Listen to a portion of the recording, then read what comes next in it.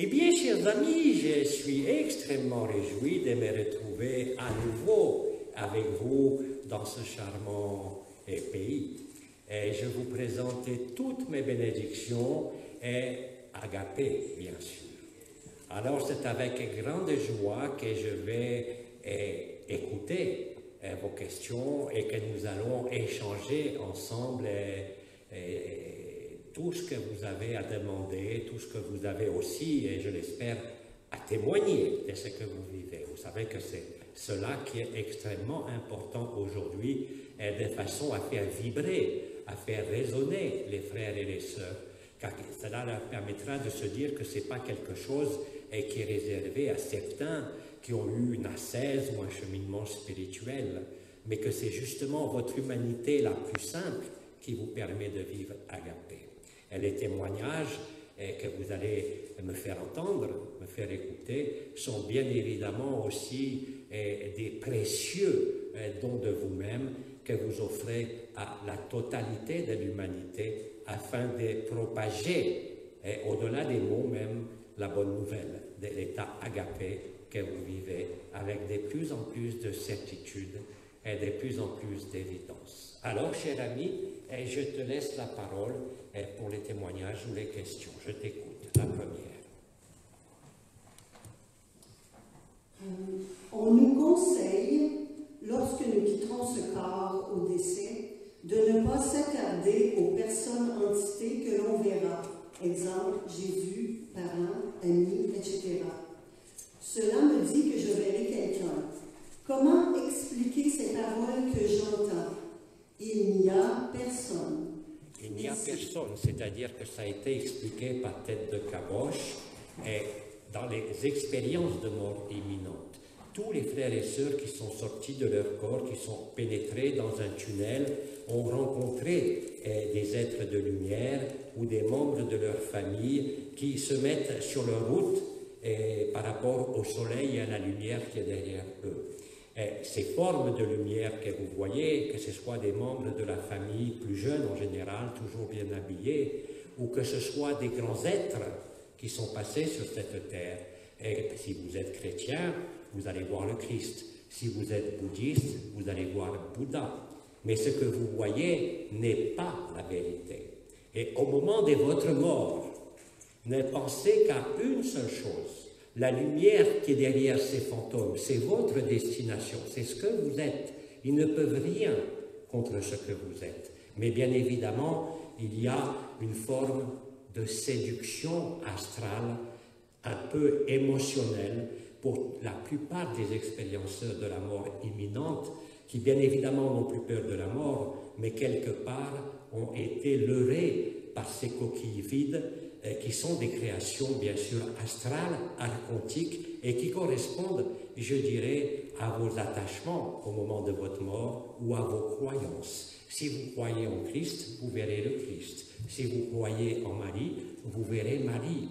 Mais il a été expliqué à de nombreuses reprises qu'il faut faire la différence quand vous êtes ailleurs qu'ici dans ce corps-là. Ici, vous n'avez pas besoin, tout est amour.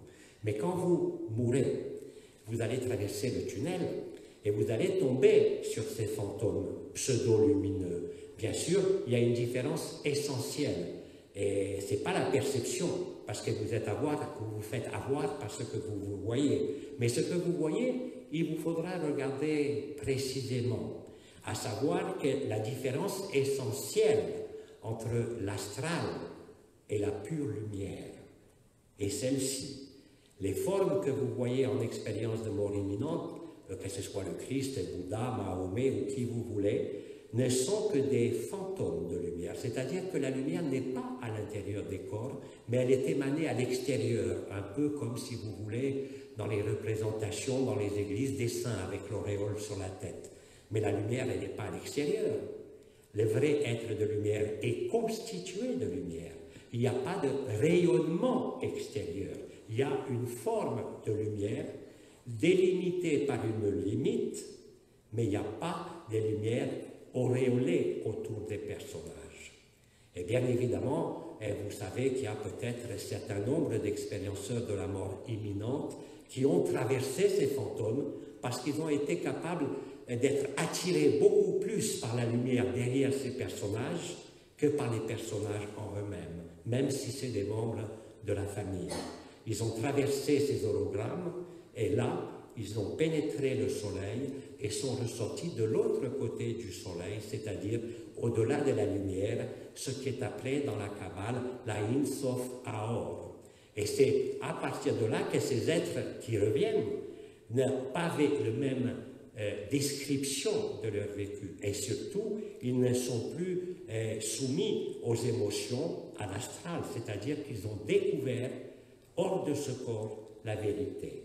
Aujourd'hui, vous le savez, la vérité, elle se découvre au cœur du cœur, au centre du cœur, dans le trou noir. C'est là qu'est la vérité, c'est là qu'est le monde, c'est là que sont toutes les créations de tous les mondes, de tous les multivers et de toutes les dimensions, et nulle part ailleurs. Tout le reste, sans exception, ne sont que des projections, ou si vous préférez, des auréoles de sainteté, où la lumière est extérieure, mais pas à l'intérieur. Or, un être de lumière est constitué de lumière, quelle que soit sa dimension, et il n'a pas besoin d'avoir de la lumière à l'extérieur, puisqu'il est lui-même la lumière. C'est une différence essentielle. C'est pour ça d'ailleurs que dans la plupart des traditions primordiales, vous aviez ce qui était appelé le livre des morts. Par exemple, chez les Tibétains, vous aviez le Bardo Todol, qui était une lecture qu'on devait faire aux êtres qui étaient en train de passer dans la lumière, afin justement qu'ils ne soient pas freinés ou arrêtés par ces forces astrales résiduelles aujourd'hui. Donc c'est quelque chose dont il faut être informé, que vous viviez agapé ou pas.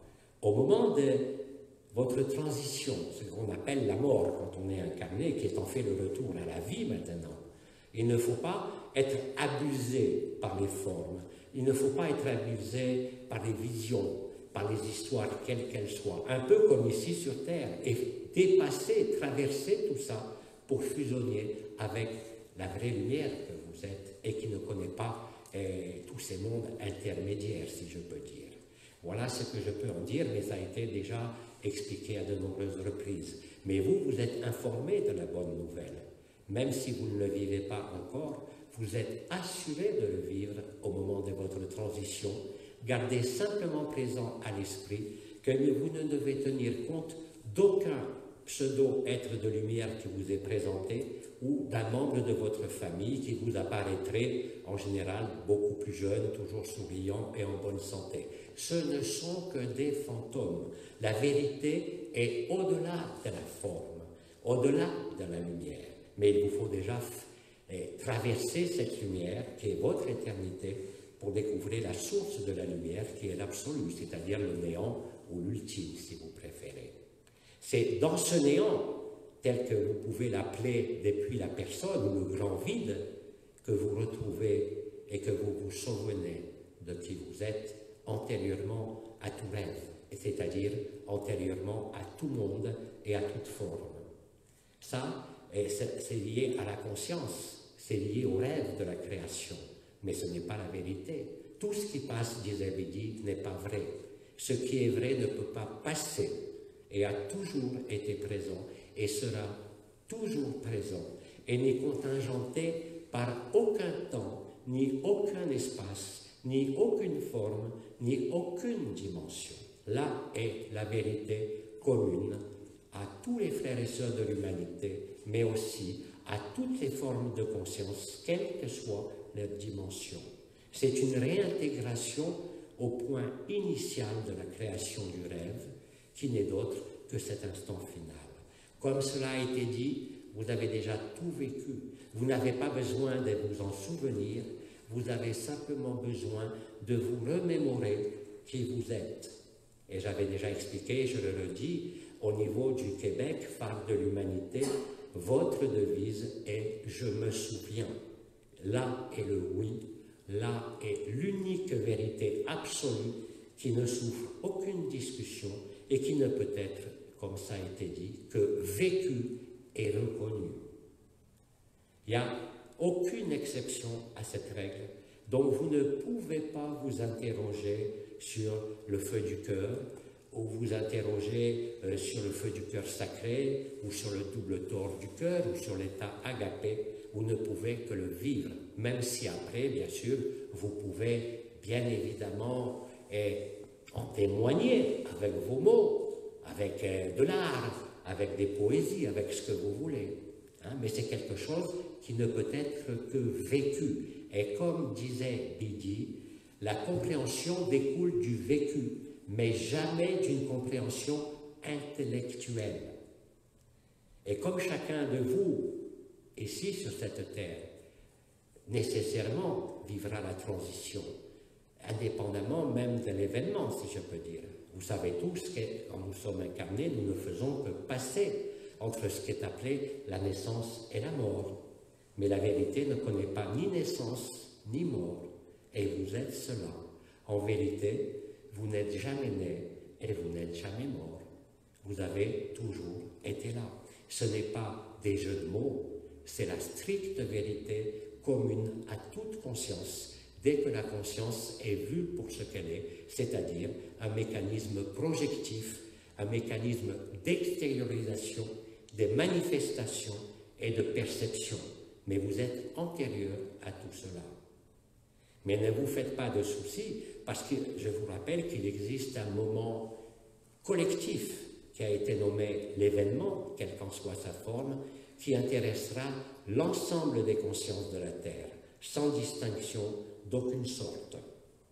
Et à ce moment-là, l'intelligence de la lumière vous rappellera que vous n'êtes rien de ce que vous voyez, que vous êtes antérieur à la manifestation.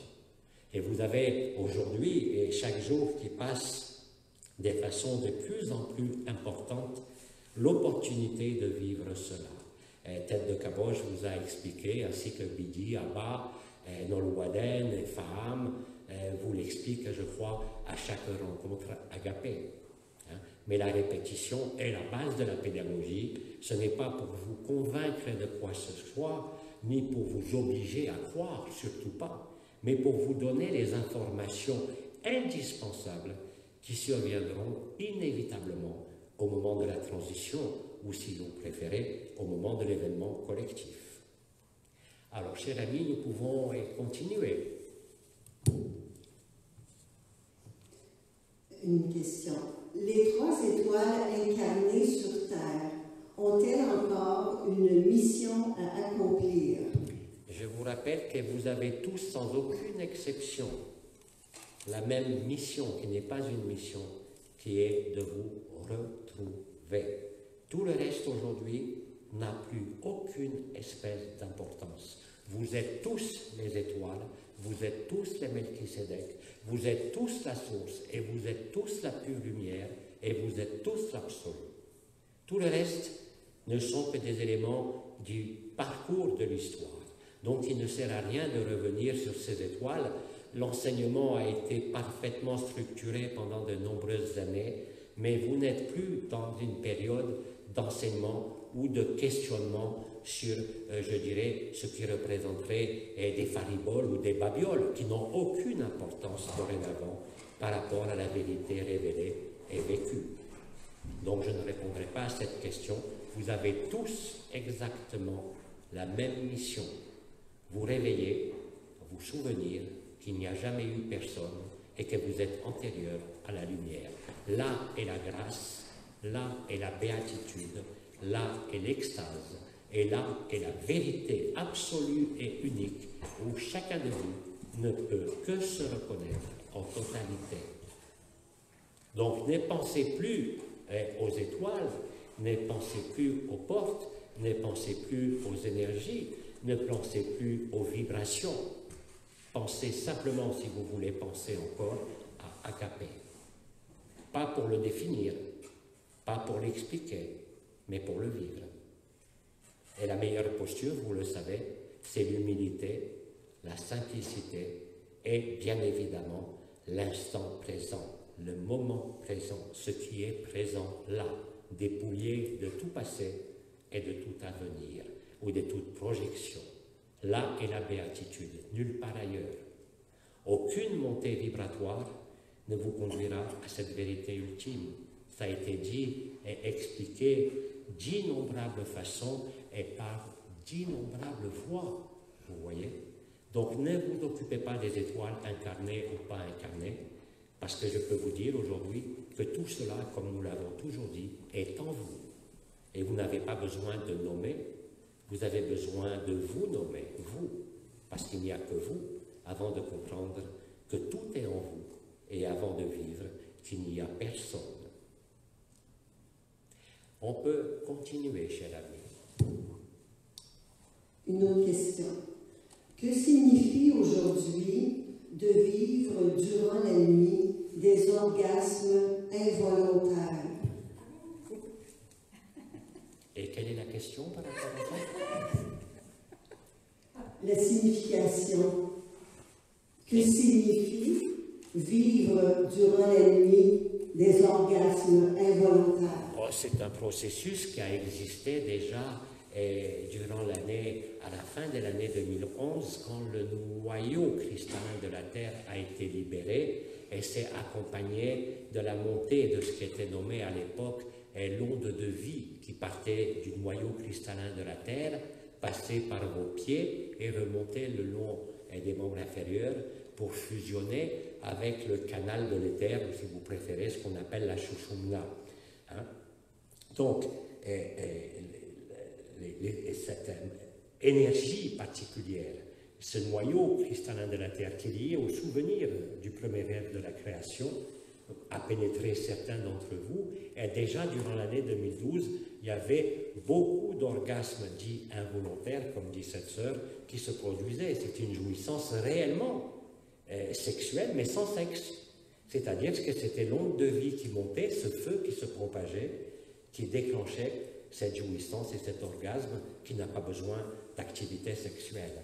C'est les premières phases de l'extase, tout simplement. Et effectivement, ça se produit le plus souvent, bien évidemment, la nuit, c'est-à-dire quand vous êtes au repos et que le mental ne peut plus intervenir.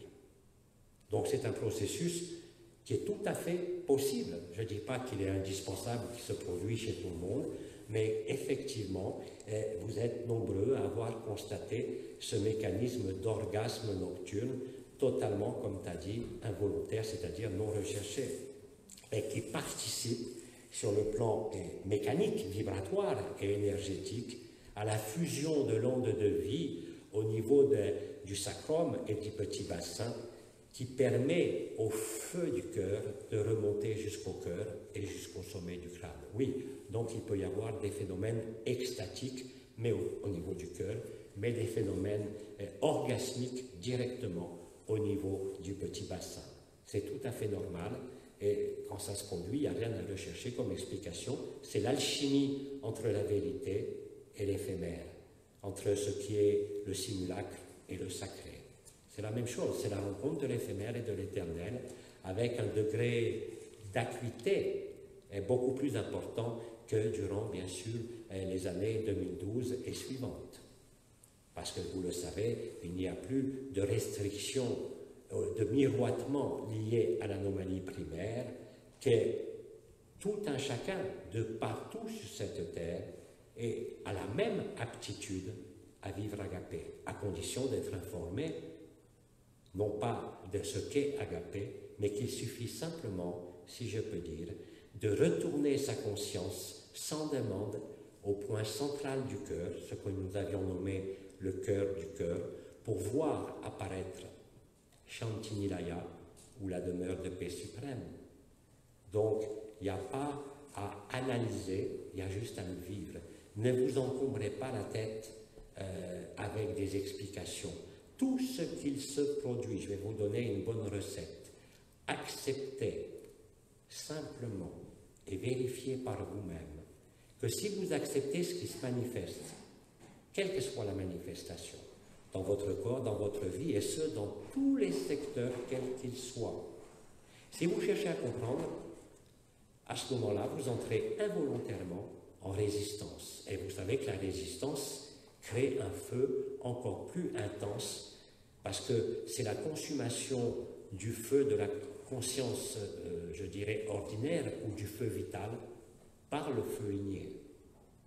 Et si vous voulez passer cette période avec tranquillité, je dirais, avec béatitude, il suffit d'accepter, ça a été répété d'innombrables fois, il suffit de dire oui et d'accueillir tout ce qui se présente. Même les choses les plus indigestes, si je peux dire, ne sont là que pour vous faire souvenir de qui vous êtes. Et si vous acceptez ce qui se déroule dans votre vie, dans votre corps, vous constaterez immédiatement que les choses changent, non pas selon votre volonté, non pas selon vos efforts ou vos décisions, mais que c'est directement l'intelligence de la lumière qui est à l'œuvre. Et ça vous libère de très grands poids, si je peux dire. Le poids de la culpabilité, le poids du karma, le poids des mémoires, le poids des habitudes, les poids de toute projection dans le futur, comme par exemple une nouvelle terre, une nouvelle dimension. Soyez simplement présent au cœur du cœur, et à ce moment-là, la lumière se révèle à vous, et la vérité se révèle à vous. Vous êtes antérieur à la lumière.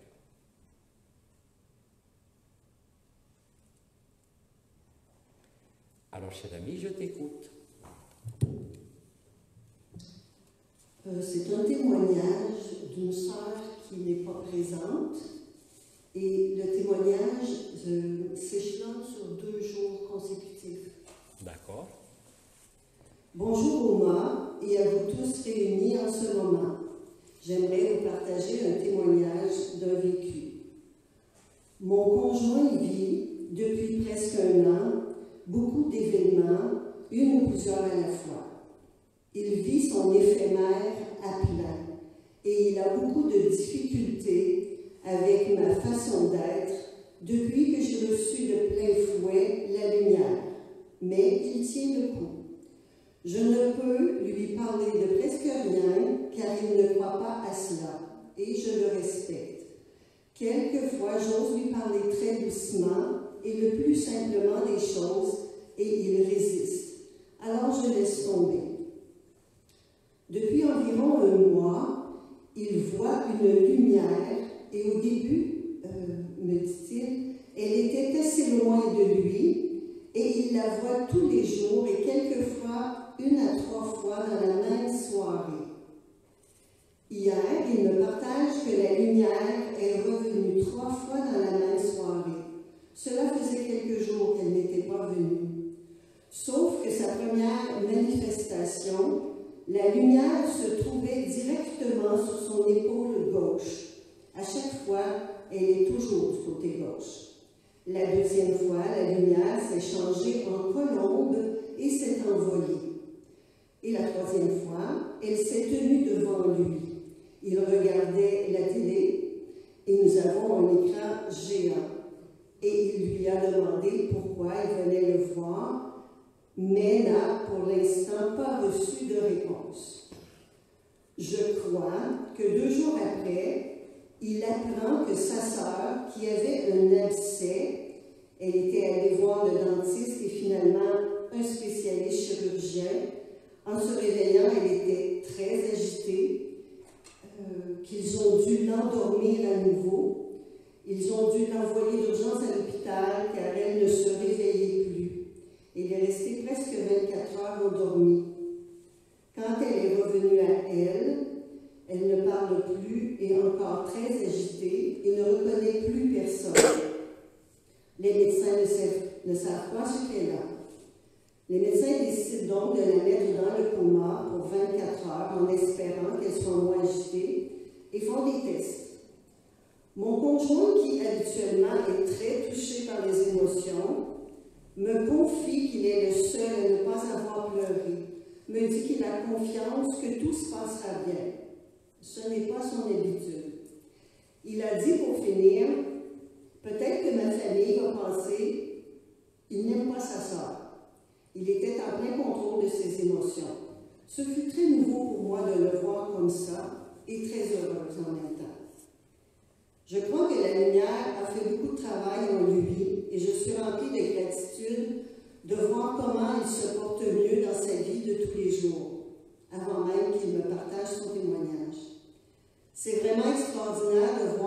l'évolution, même s'il dit ne pas croire, et en remise en question sur Dieu. Enfin, je vois l'espoir arriver avec la présence de l'intelligence de la lumière à ses côtés. Mon cœur est rempli de joie et gratitude. Ça, c'est la fin du témoignage pour la première journée. Est-ce que je te lis tout de suite le témoignage de la deuxième journée qui fait suite à celui-là? Et je dis simplement quelques mots, si tu veux bien, avant de continuer. Vous avez, à travers ce témoignage, la preuve indiscutable que même des frères et des sœurs, là c'est le mari, mais vous allez constater dans vos familles, partout, ça a été dit, que vous allez avoir des frères, des sœurs, qui, du jour au lendemain, qui étaient dans le déni total, dans la contradiction avec votre vécu de lumière, qui vont vivre la même chose. Et c'est ça qui est magique. C'est-à-dire que cette personne qui ne croyait en rien se retrouve confrontée à la lumière, à lui-même en vérité. Et bien évidemment, le fait de voir cette lumière, bien évidemment, je ne reviendrai pas sur le fait que cette lumière soit vue d'abord à sa gauche, au niveau de l'épaule gauche ou devant lui, parce que c'est très caractéristique aussi, mais ça a été expliqué à de nombreuses reprises. Ce n'est pas important. Ce qui est important, comme le dit son épouse, sa femme, c'est de constater le changement radical du personnage. Là est la vérité. Et vous voyez bien à travers ce témoignage que ça peut, si je peux dire, vous tomber dessus, même si vous y êtes opposé a priori. Parce que c'est le même cadeau que fait l'intelligence de la lumière pour chacun, quoi qu'il en dise et quoi qu'il en pense. Je veux dire aussi par là que quelque part, celui qui s'oppose au subtil, à la vérité, mais qui a bon cœur, est plus susceptible de vivre la vérité instantanément que celui qui est encore accroché à des scénarios, à des énergies, à des visions ou à des vibrations. Parce que fondamentalement, son mari, quel que soit le personnage, avait, avant même que les personnages s'effacent, un cœur peut-être pur, et peut-être bien plus pur que celui qui est dans les méandres d'une démarche spirituelle et qui cherche à l'extérieur ou dans des expériences multiples la vérité qui ne pourra jamais être trouvée. Comme ça a été dit ce matin, j'ai entendu ça, c'est la lumière qui vous trouve. Mais vous ne pouvez pas trouver la lumière parce que ce que vous êtes, c'est juste un souvenir, une mémoire qui revient. C'est ça ce souvenir. Ce souvenir non pas des vies passées, non pas des éléments de cette vie, non pas d'un quelconque futur, mais de vivre l'instant présent. Tout est inscrit dans l'instant présent. Alors vous avez le oui, qui vous a été révélé voilà quelques semaines. Vous avez la prononciation de votre nom et de votre prénom. Vous avez l'accueil, vous avez l'acceptation. La vérité, elle est là. Elle ne peut pas être dans un quelconque désir, même honnête, si je peux dire, de retrouver la vérité. C'est la vérité qui vous trouve, ce n'est pas vous qui la retrouvez. Mais quand cela est retrouvé, alors vous savez que c'est la vérité. Et c'est la même chose pour chaque sœur et frère de cette terre, en ce moment même. Donc oui, vous allez assister à des surprises, je dirais, de plus en plus étonnantes, et vous allez constater des changements dans la famille, chez les proches, chez les amis, du jour au lendemain.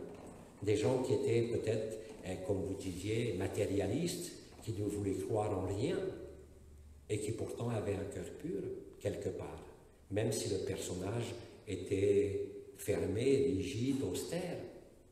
L'important n'est pas l'apparence, l'important n'est même pas l'acteur sur la scène de théâtre. L'important, c'est d'être soi-même l'observateur, le témoin ou le spectateur. Et bien évidemment, les gens qui n'ont pas de croyance, qui ne croient en rien, aujourd'hui, n'ont pas besoin des énergies et des montées vibratoires. Ils le vivent spontanément. Ça correspond aussi à ce que nous avions toujours annoncé, que les derniers seraient les premiers. Et que les premiers, c'est-à-dire que tous ceux qui ont suivi le cheminement vibratoire, seraient les derniers. Ce n'est pas une punition, c'est une logique imparable. Parce que vous savez que ce qui est plus important, ce n'est pas d'avoir, je dirais, un frère ou une sœur qui soit aujourd'hui un maître ou un grand initié ou un grand éveillé. Ça n'existe pas. Vous êtes tous les uns dans les autres. Chacun de vous est l'autre, sans aucune exception. Et pour ça, vous n'avez pas besoin de discours, vous avez surtout besoin d'être vous-même, sans aucune prétention autre que celle de vivre la vie de l'instant présent. Comme disait Nisargadatta, la spiritualité qui a été fondamentale pour vous amener jusqu'à aujourd'hui représente un poids. C'est tout le poids des croyances, tout le poids des adulations ou des adorations de ces grands êtres qui sont passés sur terre, mais qui ne sont que vous, eux aussi. Vous êtes le Christ, vous êtes Marie, vous êtes les étoiles, vous êtes la création, vous êtes aussi le diable. Nous sommes tous cela en même temps aujourd'hui, mais en différents temps et espaces qui se rencontrent aujourd'hui dans ce qui a été nommé le temps zéro, ou si vous préférez, l'alpha et l'oméga réunis au même moment. La boucle est bouclée, l'instant initial, effectivement, n'est rien d'autre que l'instant final où vous devez vous rappeler que vous étiez en train de rêver, qu'il n'y a pas plus de bien que de mal, qu'il n'y a pas plus de souffrance que de joie, mais qu'il n'y a que la vérité. Bien sûr, au sein de ce corps de chair, vous allez l'exprimer, même après, une fois que c'est vécu, ne serait-ce que le temps d'une respiration, vous savez que c'est la vérité, et vous ne pouvez que constater les changements dans le comportement du personnage, qui devient beaucoup plus fluide, beaucoup plus léger, et comme l'a dit notre sœur dans ce témoignage, avec une apparente disparition d'émotion. Ça ne veut pas dire que cette personne est insensible, mais elle a radicalement transformé par l'action de l'intelligence de la lumière, et dans ce cas précis, par la présence d'une entité de lumière au sein du canal marial, au-dessus de l'épaule gauche, qui a révélé la vérité. Et cet être de lumière, d'ailleurs, ne lui a rien dit, parce qu'il n'était pas là pour lui faire des discours, ni pour lui dire qui il était, mais pour fusionner et raisonner avec lui et ouvrir les vannes de la vérité. C'est ce qui s'est passé, et c'est ce que ce témoignage rend à merveille, et qui va aussi se manifester dans de plus en plus de familles, de groupes ou de réunions, quelles qu'elles soient. Alors, nous pouvons continuer.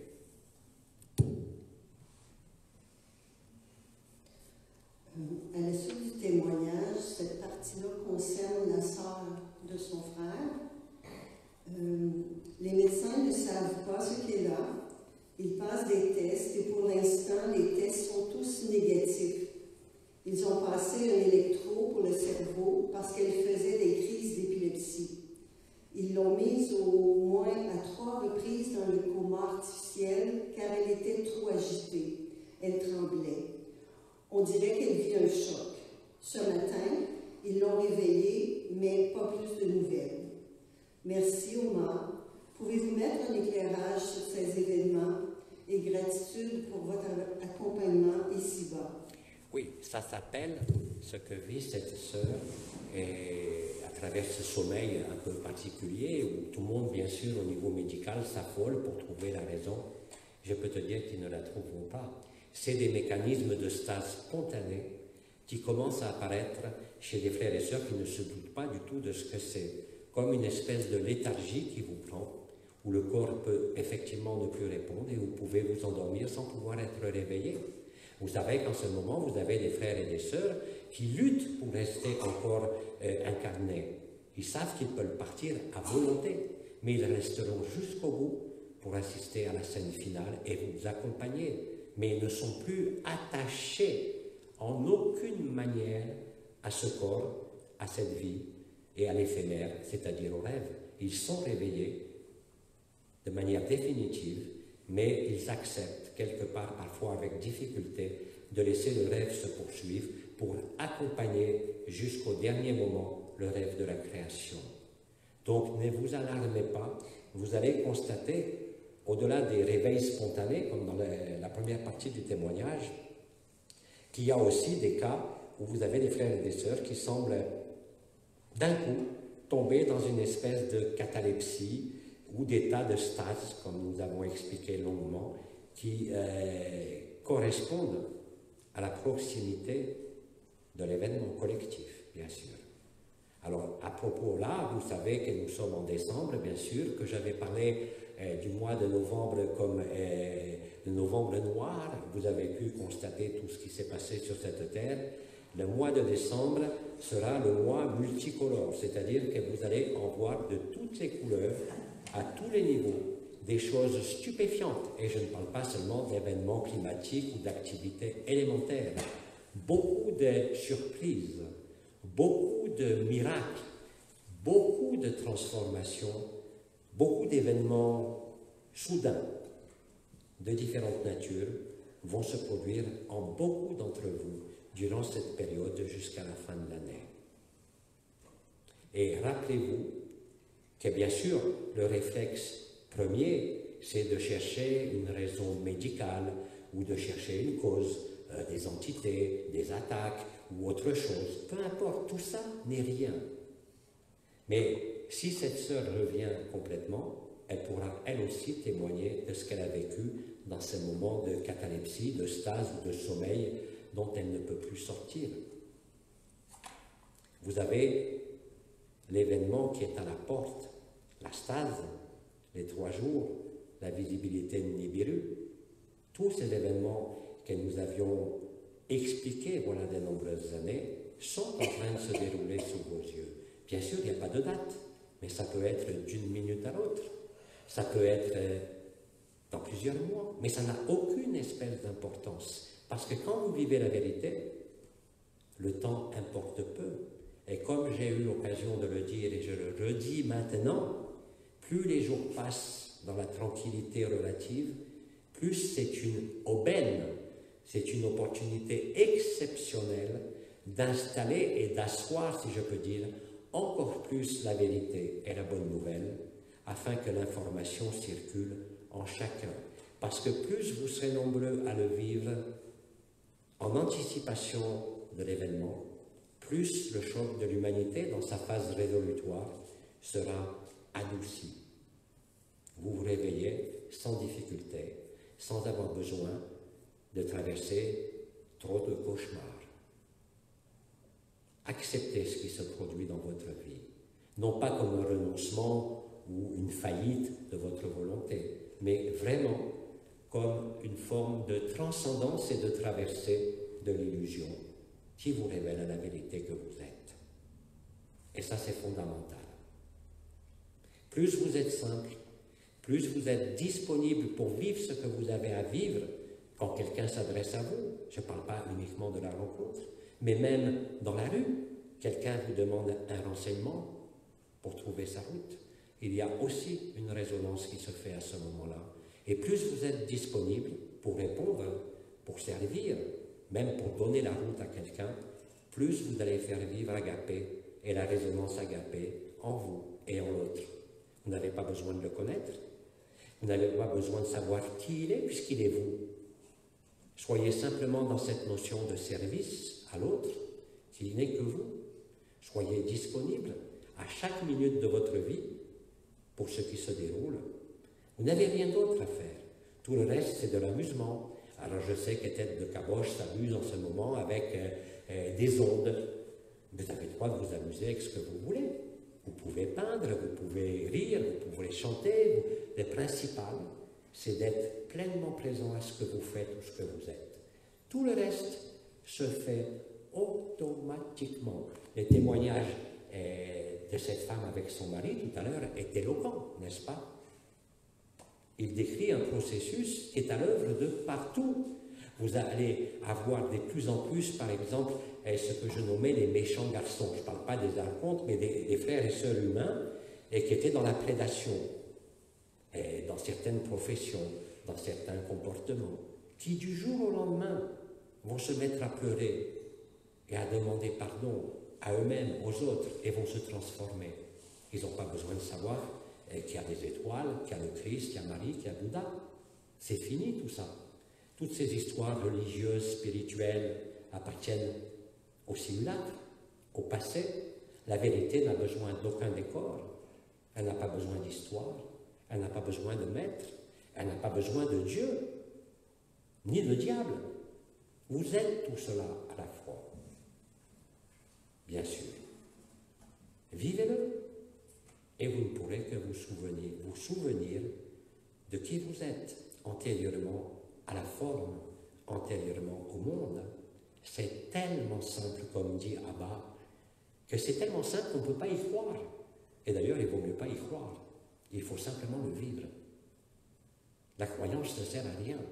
Et justement, dire oui, c'est mettre fin à toutes ces croyances, à toutes ces suppositions, à tous les scénarios, à toutes ces visions. Ça ne veut pas dire que les visions s'arrêtent. Comme je disais, tête de caboche, il peut s'amuser avec des ondes, mais c'est une distraction. Parce que ce qui est important, quand vous faites quelque chose aujourd'hui en ayant vécu la vérité, que ce soit votre travail tout simplement, ou votre rôle de mère de famille, ça suffit à diffuser Agapé. Vous n'avez pas besoin de posture, vous n'avez pas besoin de rester immobile, vous n'avez pas besoin de méditer ni de prier, vous avez simplement besoin d'être véridique et authentique. Et vous êtes véridique et authentique quand vous êtes pleinement présent, à l'instant présent, dépouillé de toute référence au passé et de toute projection dans le futur. C'est aussi simple que cela. À ce moment-là, vous vous retrouvez et vous pouvez dire « je me souviens ». Oui, je suis cela, sans aucun doute possible, sans aucune interrogation possible. Cela mettra fin aux peurs, aux culpabilités, aux jeux de rôle, des fonctions ou d'implications. Ça ne veut pas dire que vous serez indifférent, mais que vous serez transcendant dans tous les secteurs de votre vie. Et vous savez, quand vous le vivez, que vous n'avez pas besoin d'autre chose, que les énergies, vous les perceviez ou pas, que vous ayez vécu les vibrations ou pas. L'amour est nu, comme ça a été dit, la joie est nue. Elle n'a pas besoin de décor ni de forme, ni de votre conscience. C'est ça, c'est que Abba nomme le jeu absolu ou le jeu éternel, par opposition au petit jeu, et qui n'a rien à voir, je le rappelle, avec le soi. Le soi, c'est encore un miroitement, c'est encore quelque part quelque chose d'inachevé. Or, vous n'avez pas besoin d'achever quoi que ce soit.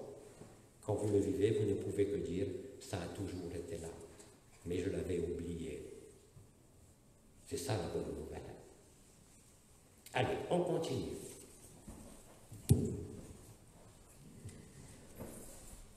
Ici, on a un témoignage et une question de la part d'une sœur qui est absente. Cher Oma, par le biais de Madeleine, qui a suivi vos nombreuses conférences, cela m'a offert l'occasion de m'en nourrir également.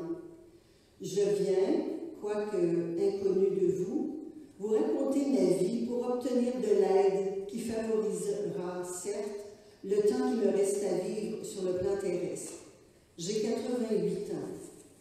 J'ai été élevée dans une famille de 5 filles, dont les 2 dernières étaient ma jumelle et moi. J'ai vécu en 2 communautés religieuses. J'ai par la suite épousé un veuf qui avait 4 enfants. J'en ai pris soin seule, car mon mari a eu un accident peu de temps suite à ma venue. Les 4 enfants ont fini par se marier. Suite à être devenu professeur, j'ai connu un groupe d'amis qui fréquentaient un médium qui un jour m'a retenu suite aux propos qu'il avait tenus dans une assemblée. Je suis alors devenue médium en transe profonde. Sur une période de 12 ans, j'ai pratiqué constamment les propos de l'archange Michael, et cela à plusieurs endroits au Canada, comme en Belgique, en Suisse, en France, à plusieurs villes du Québec, comme des États-Unis. Il est à noter que cette dame canalisait le chariot blanc et l'archange Michael. Sa question: pourriez-vous m'expliquer ce qui fait que maintenant que je perds la mémoire et que je trouve cela si difficile? Je vous remercie de tout cœur. Chère sœur, c'est exactement ce que j'ai dit. Vous n'avez plus besoin de vous encombrer de ces grands archétypes. Nous avons été là, les archanges, les étoiles et nous, pour achever l'histoire. Mais nous ne savions pas, nous non plus, même en tant que Melchisédek, et même avant moi, le grand commandeur de Melchisédek, Orionis, ne se doutait pas, puisque lui-même, Ben Sadunov, de son vivant, avait parlé aussi d'une nouvelle terre, comme chez Aurobindo d'ailleurs, et comme moi, parce qu'il n'y avait aucun moyen de repérer que l'instant final n'était pas l'accès à une autre dimension, ou à une nouvelle terre, ou à un nouvel espace de vie de la conscience, mais que c'était la fin du rêve de la conscience. Ça devait rester caché jusqu'au moment ultime, mais ça a été écrit dès l'instant initial, ça a été expliqué. Donc, perdre la mémoire, bien sûr qu'il y a des maladies qui vous font perdre la mémoire, hein. Il y a le vieillissement, il y a l'Alzheimer, il y a plein de maladies qui entraînent des troubles mémoriels. Mais les troubles de mémoire que vous avez aujourd'hui, pour beaucoup, si ce n'est pas lié à l'âge, c'est uniquement à la disparition de l'éphémère, jusqu'à la stase. Donc ne vous alarmez pas de cela.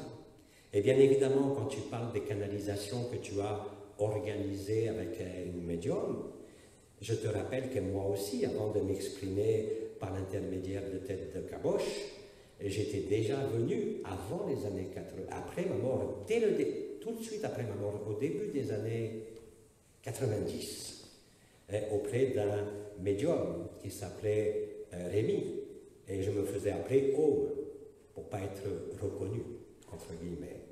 Donc, nous avons été extrêmement nombreux à nous manifester, et je ne parle pas seulement de nous, Melchisédek, mais aussi des archanges, pour préparer cette époque, antérieurement, bien évidemment, aux noces célestes. Je vous rappelle que les premières descentes de l'Esprit Saint sur cette terre ont commencé au début des années 80. Et bien évidemment, il y a eu une importance considérable de l'archange Michael, tel que ça a été expliqué par lui-même durant la phase des noces célestes et après, durant l'époque de haute dimension. Il y a eu d'innombrables interventions de Michael. Aujourd'hui, tu confirmes l'inutilité de tout ça. Vous n'avez plus besoin de tous ces repères. Vous avez besoin que de vous-même, d'être vrai et d'être dans l'instant présent. Parce que quand vous vous souvenez, même ce qui a été si important pour vous mener jusque-là ne représente plus rien. Vous êtes la vérité. Donc c'est tout à fait normal. Mais si mes souvenirs sont bons, je crois que j'ai déjà eu l'occasion, quand j'étais incarné, de rencontrer plusieurs sœurs qui m'avaient parlé du chariot blanc. Oui, bien sûr, bien évidemment, c'était authentiquement l'archange Michael, qui, je vous le rappelle, s'exprime par plusieurs voix. Il n'y a pas que Tête de Caboche. Vous avez une américaine très connue qui est, je dirais, entre guillemets, le channel attitré de Michael. Vous avez une facilité à rentrer en contact avec l'archange Anaël. Certains parmi vous ici, d'ailleurs, ont eu pendant de nombreuses années comme ange gardien l'archange Anaël, qui est l'archange de l'amour.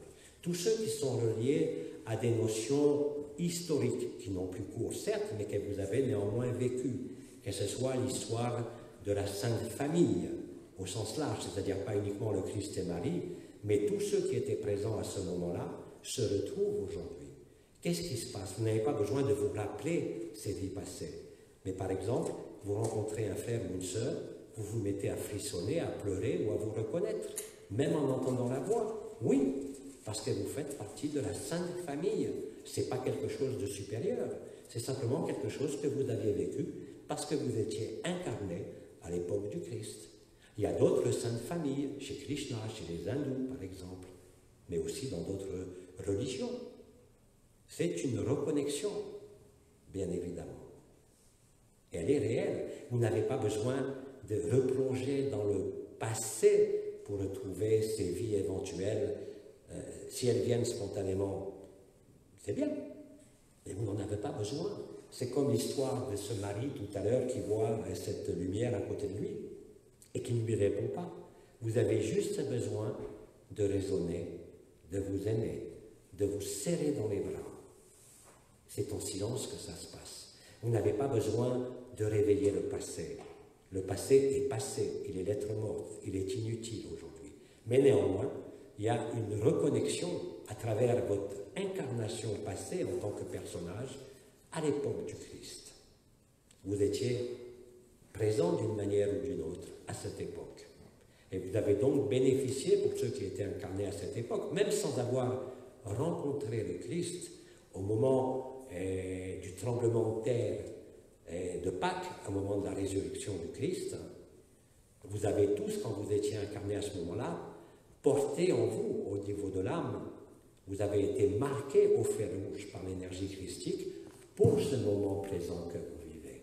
Et bien évidemment, quand vous rencontrez un frère ou une sœur pour la première fois, vous constatez que vous vous mettez à frissonner, à pleurer sans savoir pourquoi. Ne cherchez pas à comprendre pourquoi, mais simplement étreignez-vous. Dites-vous votre amour.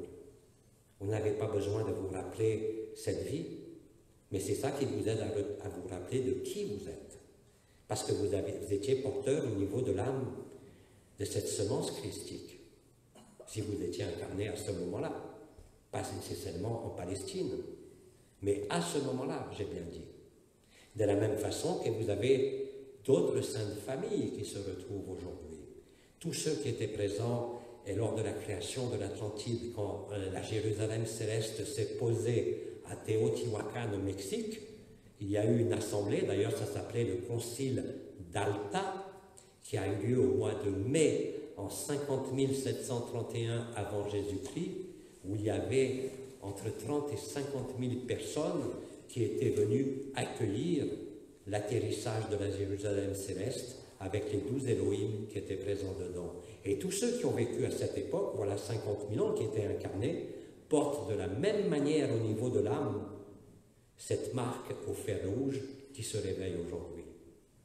Vous voyez, vous n'avez pas besoin de vous rappeler où vous étiez au concile d'Alta, si vous étiez un Elohim ou si vous étiez quelqu'un qui assistait à cet atterrissage de la Jérusalem céleste à Teotihuacan, mais vous avez été marqué au fer rouge par ce vécu de ce moment-là qui devait se réactiver au moment final que vous vivez aujourd'hui. C'est pour ça que vous êtes très nombreux de par le monde à vous retrouver, soit physiquement, soit même en écoutant, par exemple, des témoignages tels qu'ils vous sont livrés. Vous allez raisonner à certains, soit parce qu'ils évoquent votre propre vécu, bien sûr, mais aussi parce qu'ils réveillent en vous cette marque au fer rouge de ce que vous aviez vécu ensemble, même si vous ne vous connaissiez pas à cette époque, mais vous y étiez incarné. Vous voyez? Donc ne recherchez pas l'histoire, là aussi, mais profitez de ce frissonnement, de ces larmes, de cette reconnexion, de cette reconnaissance, pour fusionner, pour vous dire votre amour, pour vous prendre dans les bras. C'est tout. Tout se fait à partir de là, et non pas d'une quelconque mémoire, et non pas d'une quelconque histoire. C'est comme ça que vous pénétrez de plein pied, si je peux dire, en l'instant présent, et que vous constatez que c'est la vérité, et que c'est comme ça que tout se résout.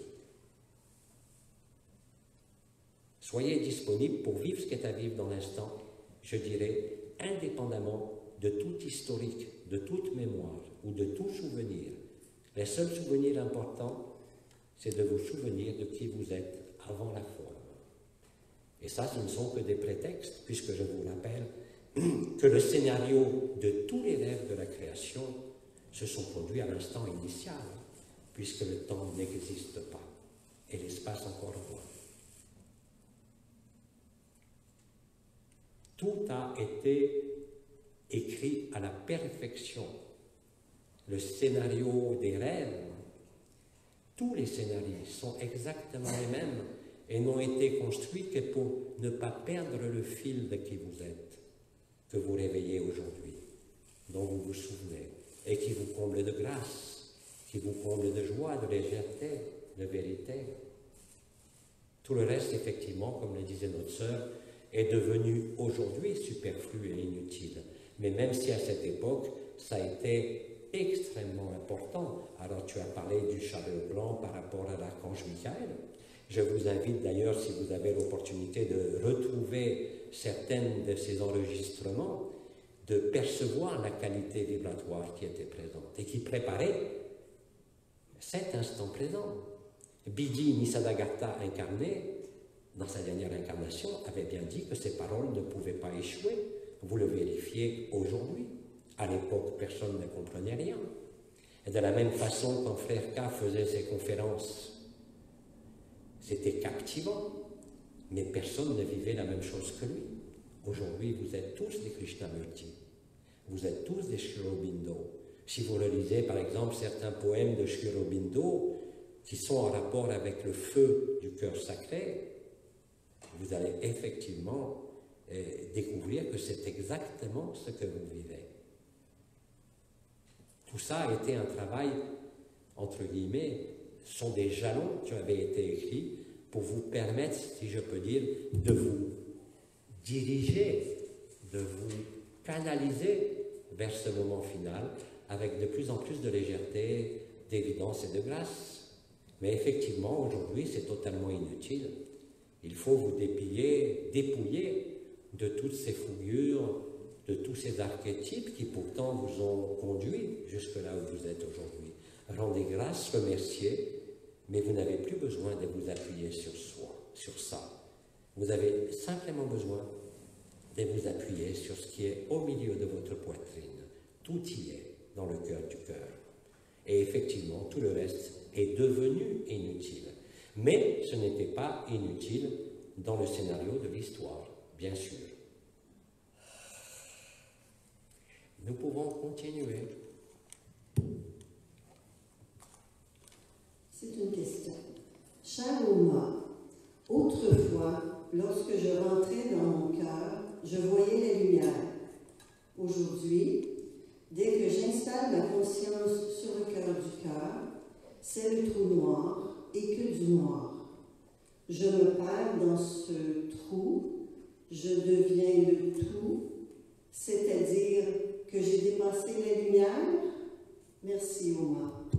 La réponse est bien évidemment oui. Après le paradis blanc, il y a le trou noir. Ce que l'ego appelle le néant, les forces noires, c'est la vérité. Je ne parle pas des forces noires constituées comme les archontes, les méchants garçons, les guignols. Le trou noir est la vérité. Et comme disait Nisargadatta, et comme je l'ai dit voilà quelques semaines, c'est la fusion de l'être et du non-être. C'est le paradis blanc et le trou noir en même temps. Et bien évidemment, quand tu passes de la lumière que tu voyais au trou noir, tu as trouvé qui tu es antérieurement à la lumière. Tu es la lumière et tu es la source de la lumière et tu es la source de la forme comme de tous les univers, de tous les systèmes solaires et de toutes les galaxies, comme de toutes les dimensions. Et ça, quand vous le vivez, ce fameux trou noir, vous le connaissez. Alors bien sûr, les premiers temps, il peut y avoir des hésitations, surtout quand on avait eu l'opportunité de vivre la lumière blanche, où on était tellement bien dans le soi, dans le miroitement de la lumière. Et ça, j'avais dit aussi que c'était de l'orgueil spirituel, que le soi, il y a déjà de nombreuses années, était lié à l'orgueil spirituel, celui de se croire quelqu'un ou quelque chose. Mais vous n'êtes rien. Et c'est en n'étant rien que vous êtes tout. Votre royaume n'est ni de ce monde, ni d'aucun monde. Votre royaume, c'est la demeure de paix suprême, c'est la jonction de l'être et du non-être. Là où tout est accompli, là où tout est parfait, et là où vous vous souvenez de qui vous êtes. Donc oui, ce que tu vis, c'est la fusion de l'être et du non-être qui se passe au cœur du cœur, au centre du double tore du cœur, au niveau du point zéro. Ce fameux néant ou vide qui en fait contient tout le rêve de la création dans l'instant initial. C'est ça qui met fin à l'illusion du temps, à l'illusion de l'espace et à l'illusion de la forme. Et c'est là que vous retrouvez l'état naturel du jeu éternel et absolu. Tout le reste ne sont que des histoires. Tout le reste n'ont été que des jalons, je l'ai dit, pour vous retrouver. Aujourd'hui, vous n'avez plus besoin de tout cela. Et plus les formes disparaissent, et plus vous vivez cette disparition ou ce trou noir, c'est-à-dire quand vous êtes à la limite de l'extinction de la conscience, vous savez en le vivant que c'est la vérité. Il n'y a pas besoin d'arguments, il n'y a pas besoin de justifications ou d'explications. C'est simplement à vivre et c'est vivable de façon de plus en plus immédiate. Chaque jour qui va passer, durant ce décembre multicolore, ça veut dire effectivement que vous allez en voir de toutes les couleurs de partout, que vous allez vous retrouver. Quel événement survienne maintenant ou pas d'ailleurs.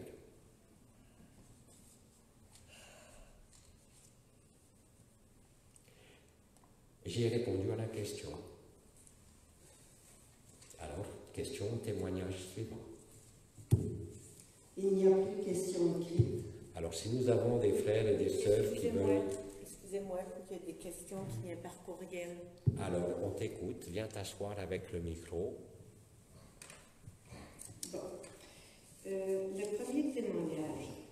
Ce matin, vers 5 heures, réveillée, j'ai senti l'arrivée d'une vibration par la porte de la chambre qui a investi ensuite tout mon corps, mais sans mouvement ascensionnel par rapport aux manifestations précédentes par 2 fois il y a une dizaine d'années.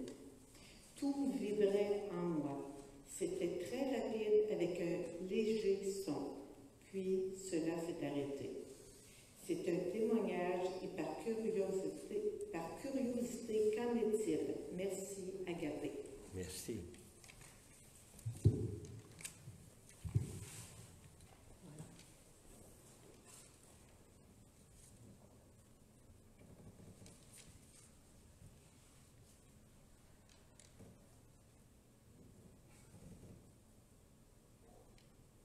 Autre témoignage? Oui. Mais dans la question, on disait qu'en est-il? Et on n'entend pas bien là. Merci. Dans la question, ça demandait qu'en est-il? De quoi? Un instant. Et c'était un témoignage ou une question? Témoignage. C'était un témoignage. Et qu'est-ce qu'elle demandait? Je ne comprends pas alors. Parce que je pense que Marianne ne sera pas capable de me lire. Si je te le fais lire, toi, je pense. J'ai entendu un témoignage, je n'ai pas entendu de question. Non, il n'y avait pas une question, c'était seulement qu'en est-il? Mais qu'en est-il de quoi? Sûrement que savoir ce que toi, Mars, pense de ce qu'elle a. Et je n'ai pas à commenter, sauf quand je commente, mais je n'ai pas à dire ce qu'il en est d'un témoignage. Je ne comprends pas toujours la question. Qu'en est-il de quoi? Il faut que j'apprécie le témoignage, c'est ça?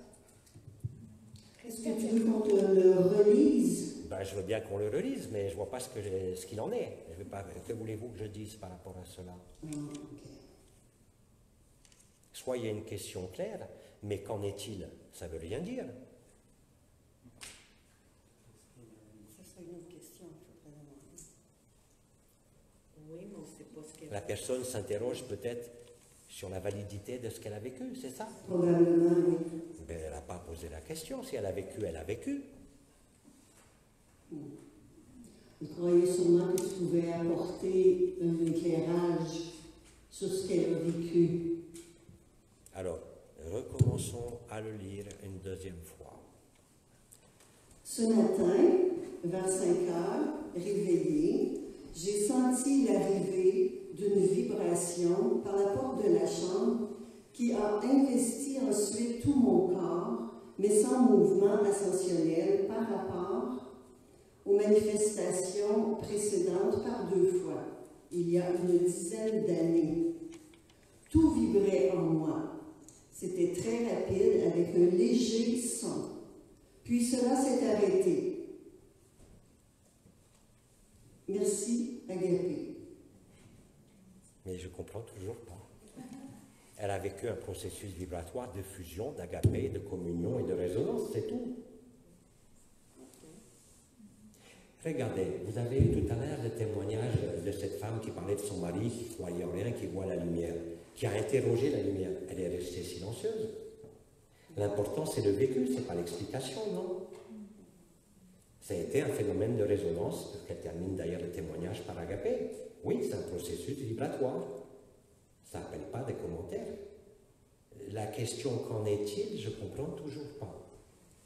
Si on témoigne, bien évidemment, je peux apporter des compléments quand c'est nécessaire. Mais telle qu'est formulée la question, je ne vois toujours pas ce qui est demandé. Si c'est la véracité de l'expérience, du vécu de ce matin, bien évidemment que c'est vrai puisque tu l'as vécu. Pourquoi veux-tu une histoire à raconter par rapport à cela? Il n'y a pas besoin d'identifier qui était cette lumière puisque c'était toi. Tu as vécu un phénomène vibratoire, intense de révélation de lumière, c'est tout. Pourquoi mettre en doute le vécu?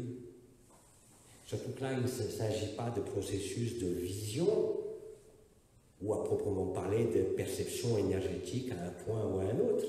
C'est un processus vibratoire global. Nous l'avons expliqué longuement, c'est la fusion de l'éphémère et de l'éternel qui déclenche le feu. Que ce feu parte des pieds, de la poitrine, de la tête, que ce soit un processus vibratoire, c'est l'alchimie entre le feu vital et le feu igné, c'est tout.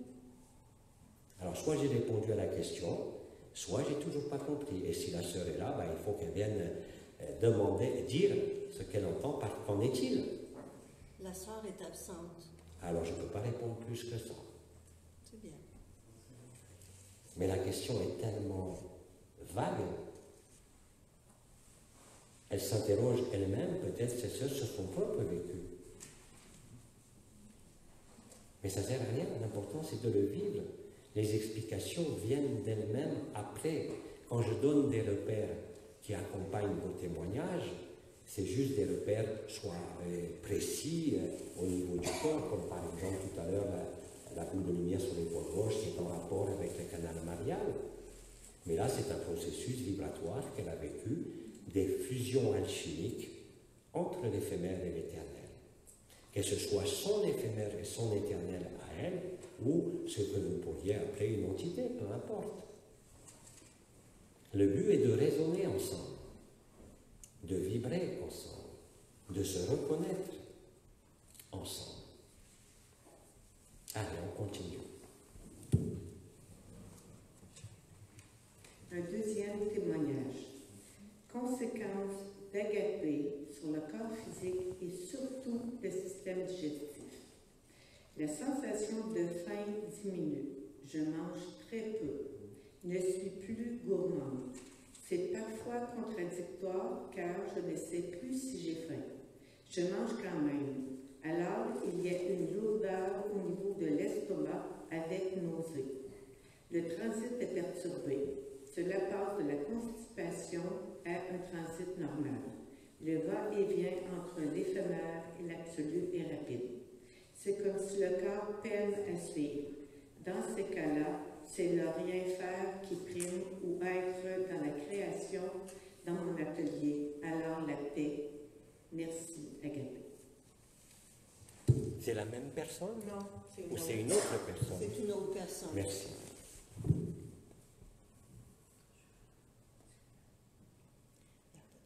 Et j'ai rien à dire, nous écoutons, nous raisonnons, la suite. OK, une question.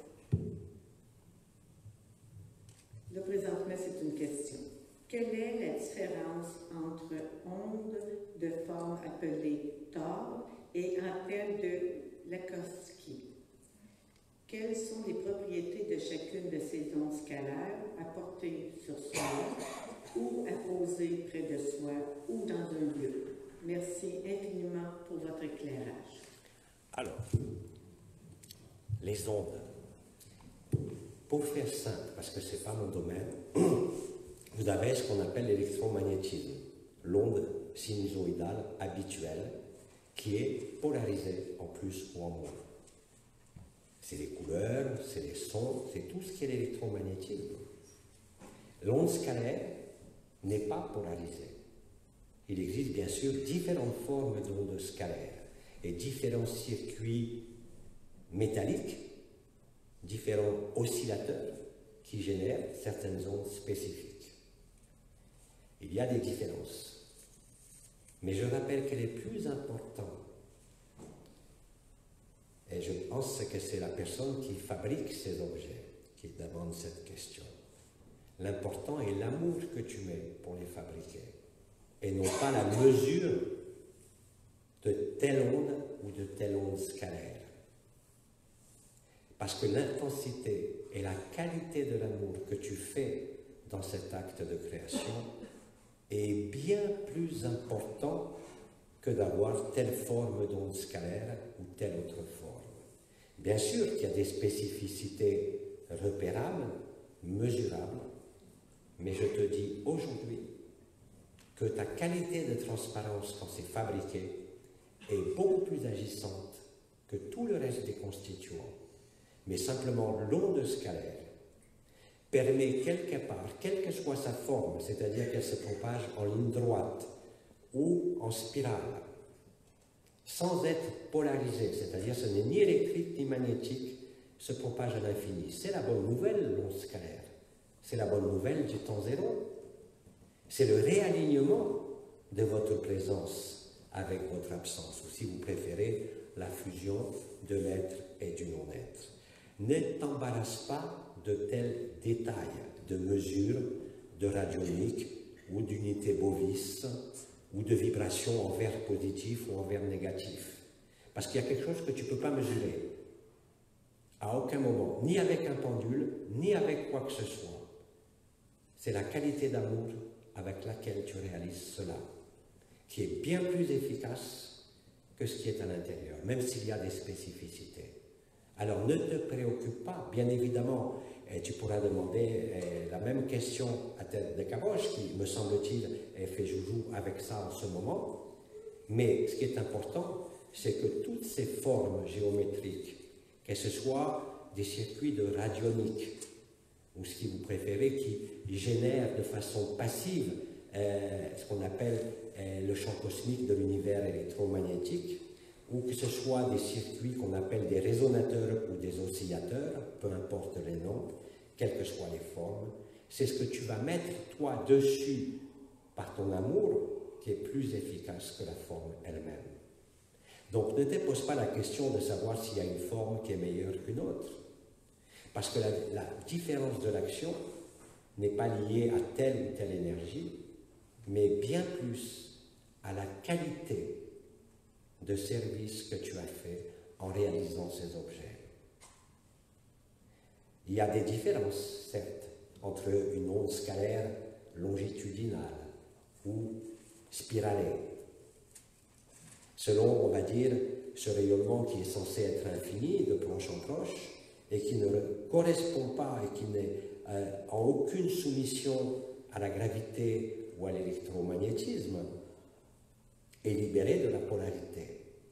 Et tu vas donc de manière très très subtile, par l'intention que tu mets dans la fabrication de cela, qui n'est pas un acte commercial, mais de partage, de création et de don de soi, est bien plus importante que toutes les mesures qui pourraient être faites avec un pendule et que toutes les explications scientifiques qu'elle pourrait te donner quelqu'un qui est spécialiste de ces ondes ou même un tête de caboche.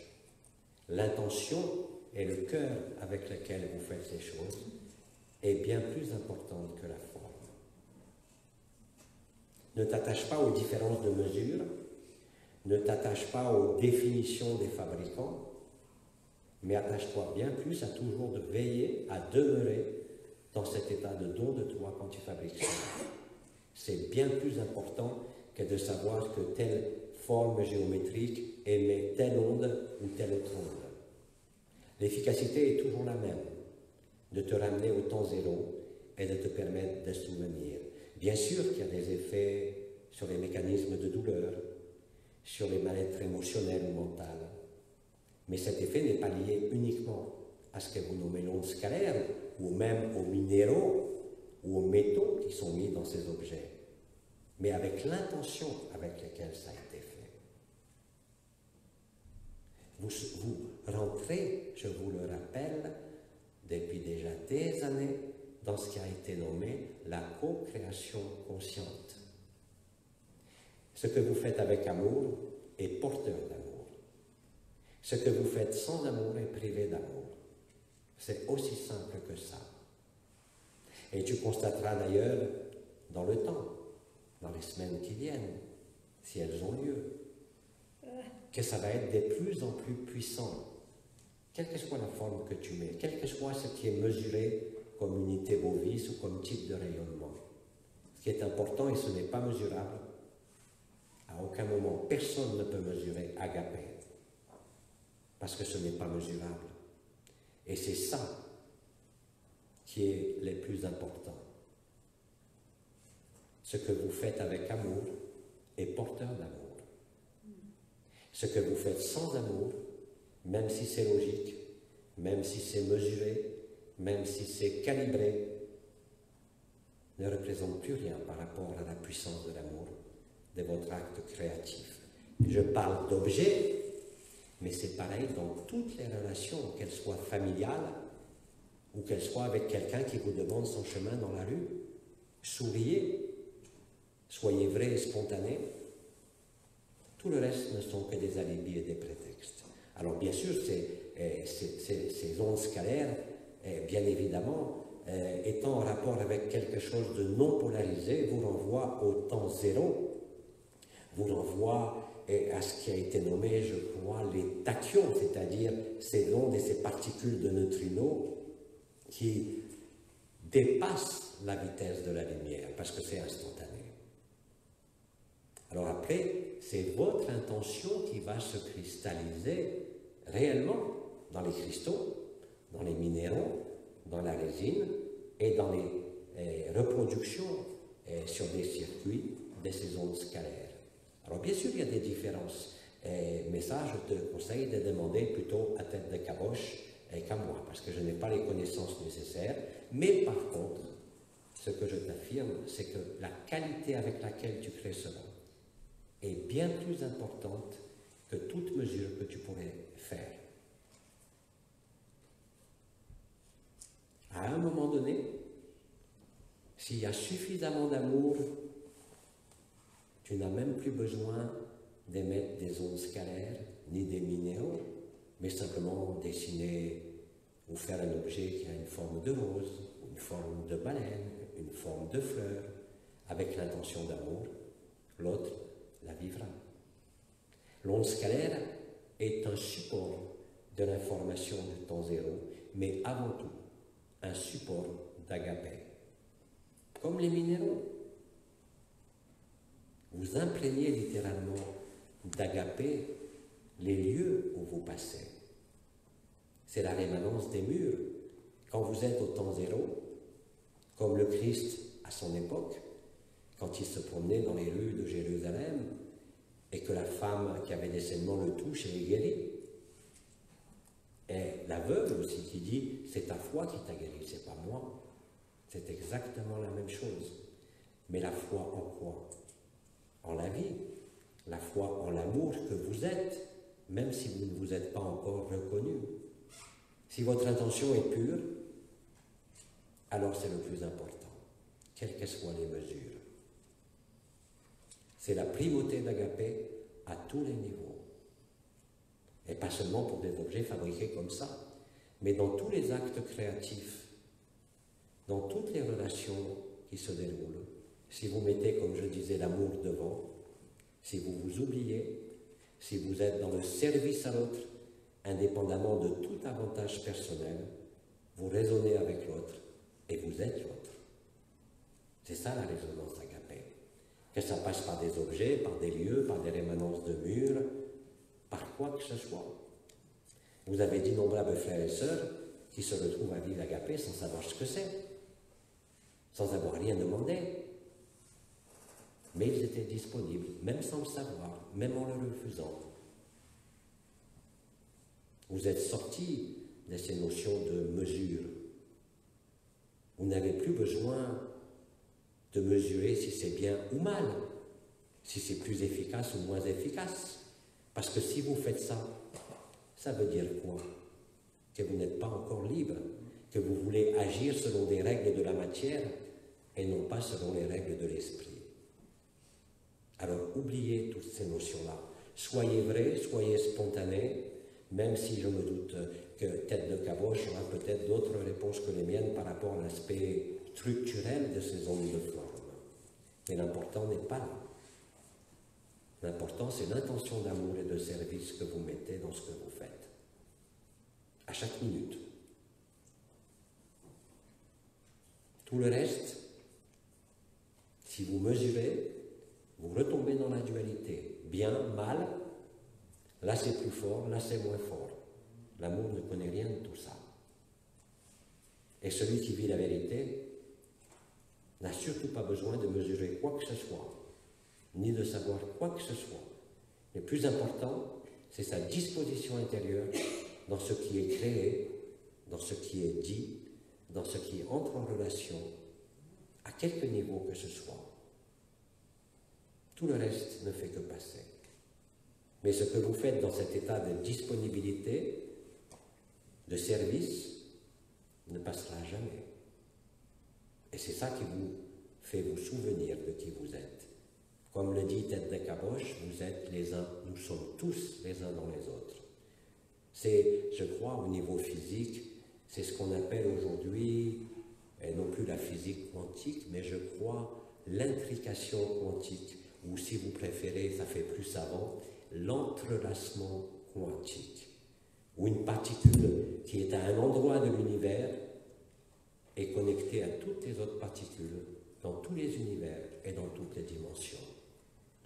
Le temps et l'espace n'existent pas. Et d'ailleurs, ça a été mis, je crois, en équation. Vous demanderez ça à Tête de Caboche. Cette équation est réelle, elle est validée. Deux particules qui se sont rencontrées à un moment donné. Et c'est pareil, comme je l'ai expliqué tout à l'heure, par exemple, par rapport à la Sainte Famille christique ou à la Sainte Famille des Elohim. C'est souvent les mêmes d'ailleurs, mais pas toujours. C'est comme ça que vous vous souvenez. Le reste ne représente rien. Soyez vrai, soyez spontané. Et quand vous êtes vrai et spontané, vous n'avez plus besoin de mesurer quoi que ce soit. Vous n'avez plus besoin de comprendre ce que vous faites. Ça, c'est l'ego qui veut comprendre.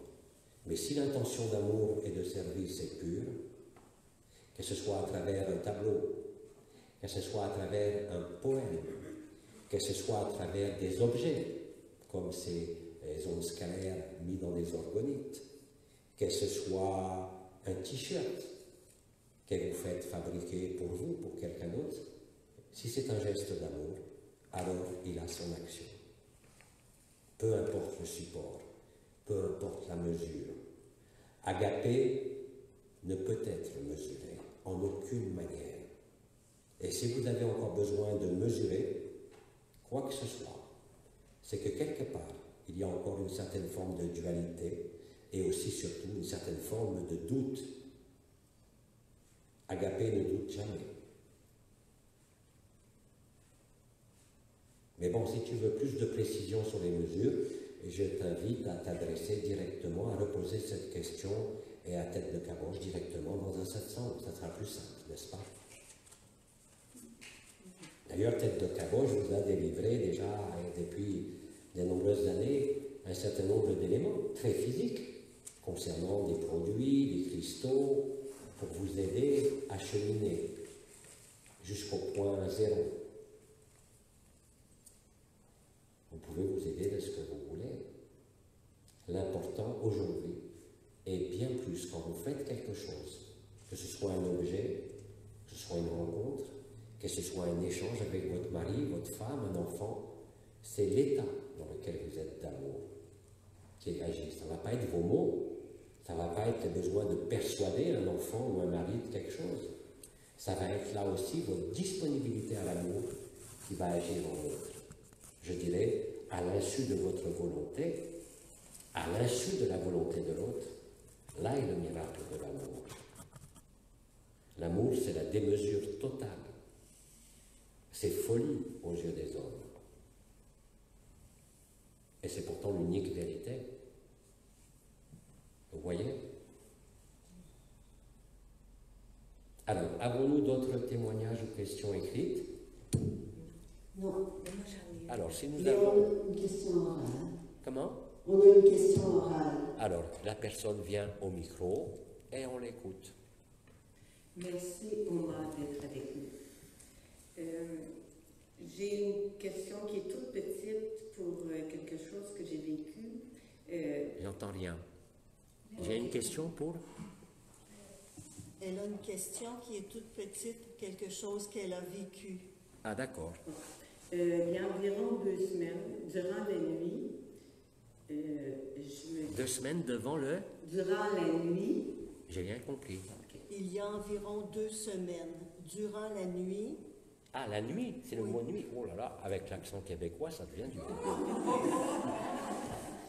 je me trouvais dans un endroit qui semblait être chez un concessionnaire automobile. J'ai rien compris. On va dire- C'est comme si c'était du chinois pour moi. elle se trouvait dans un endroit qui semblait être comme chez un concessionnaire automobile. D'accord, c'est un rêve donc. oui, mais très conscient aussi, là. Un rêve très Un rêve conscient. lucide, d'accord. Oui. Et j'ai fait quelques pas et dans un passage et j'ai tourné par la gauche. Est-ce que tu entends bien ou si tu as besoin que je répète? Il faut répéter parce que le micro n'est pas, la personne qui parle n'est pas dans mon champ vibratoire. C'est pour ça que c'est la personne de droite, quelle que soit l'intensité, c'est même pas une question d'accent. Parfois, je peux entendre quelqu'un parce qu'il y a une connexion qui s'établit, même s'il chuchote, mais dans d'autres cas, non. Il faut que ça soit dans l'atmosphère vibratoire de ce qu'on appelle l'enracineur, qui est à droite et à gauche. Donc, répète, oui. J'ai fait quelques pas, j'ai tourné à la gauche. là, quand je J'ai passais. fait quelques pas et j'ai tourné à ma gauche dans un passage. Et c'était tellement lumineux que mes yeux étaient fermés, incapable de les ouvrir, c'était impossible. Et C'était tellement lumineux que mes yeux étaient incapables de les ouvrir. et même plus que difficile, c'était impossible. Là. C'était plus que difficile, c'était même impossible d'ouvrir les yeux. Puis Yves est venu me réveiller à ce moment-là. Et Yves est venu me réveiller à ce moment-là. Et même revenu sur le plan physique, j'ai eu de la difficulté à ouvrir les yeux. Et même revenu sur le plan physique, j'avais de la difficulté à revenir, Fait que à ouvrir mes yeux. ma question, c'est d'expliquer un peu là, ce qui s'est vécu à ce moment-là. C'est quoi au juste? Ma question est, qu'est-ce qui s'est passé, qu'est-ce que j'ai vécu à ce moment-là? Qu'est-ce que c'est que la voiture, le véhicule? C'est ton corps, aussi bien physique que de lumière. Là, en l'occurrence, comme tu le dis, tu étais chez un marchand d'automobile, c'est ça? Oui, Donc tu venais récupérer ton véhicule d'éternité, de lumière. Mais c'était tellement intense, bien sûr, que ça a déclenché un phénomène vibratoire, mais aussi de feu par flexion. La voiture, c'est le corps physique, mais aussi l'éternité, mais aussi les corps subtils. Le fait de voir cette voiture avec cette lumière blanche qui t'empêchait d'ouvrir les yeux et ta propre rencontre avec ton éternité, c'est l'installation dans le paradis blanc, préalable le plus souvent, mais pas toujours, au non-être, c'est-à-dire au trou noir. En rêve, ou dans les circonstances de vos vies, nous avons eu tout à l'heure l'expérience du mari et la femme avec la lumière, c'est la même chose. C'est une résonance vibratoire qui te rapproche du temps zéro. C'est tout. As-tu d'autres questions par rapport à cela? Oui. Au mois de septembre l'an passé, quand je suis allée au Canmas, au mois de septembre l'an passé, quand je suis allée au Canmas, j'ai récupéré à ce moment-là mon corps d'éternité. j'ai récupéré à ce moment-là mon corps d'éternité. Et j'ai vécu aussi le trou noir. Et j'ai vécu aussi le trou noir. Oui. Est-ce que Est-ce que c'est parce que ça avait été récupéré, mais pas en totalité, et là... Bon, je t'arrête tout de suite.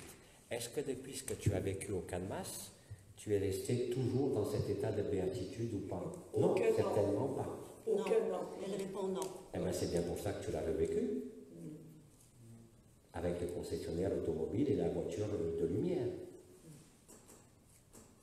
Il y a ce qui est de l'ordre du souvenir, du moment initial ou final, c'est le même, où tu retrouves ton corps d'éternité et le trou noir. Soit ça demeure, soit avec les vicissitudes de la vie ordinaire et du personnage, ça s'éloigne. Ce qui crée une grande souffrance, n'est-ce pas? Oh oui. Et là, c'est revenu, c'est tout.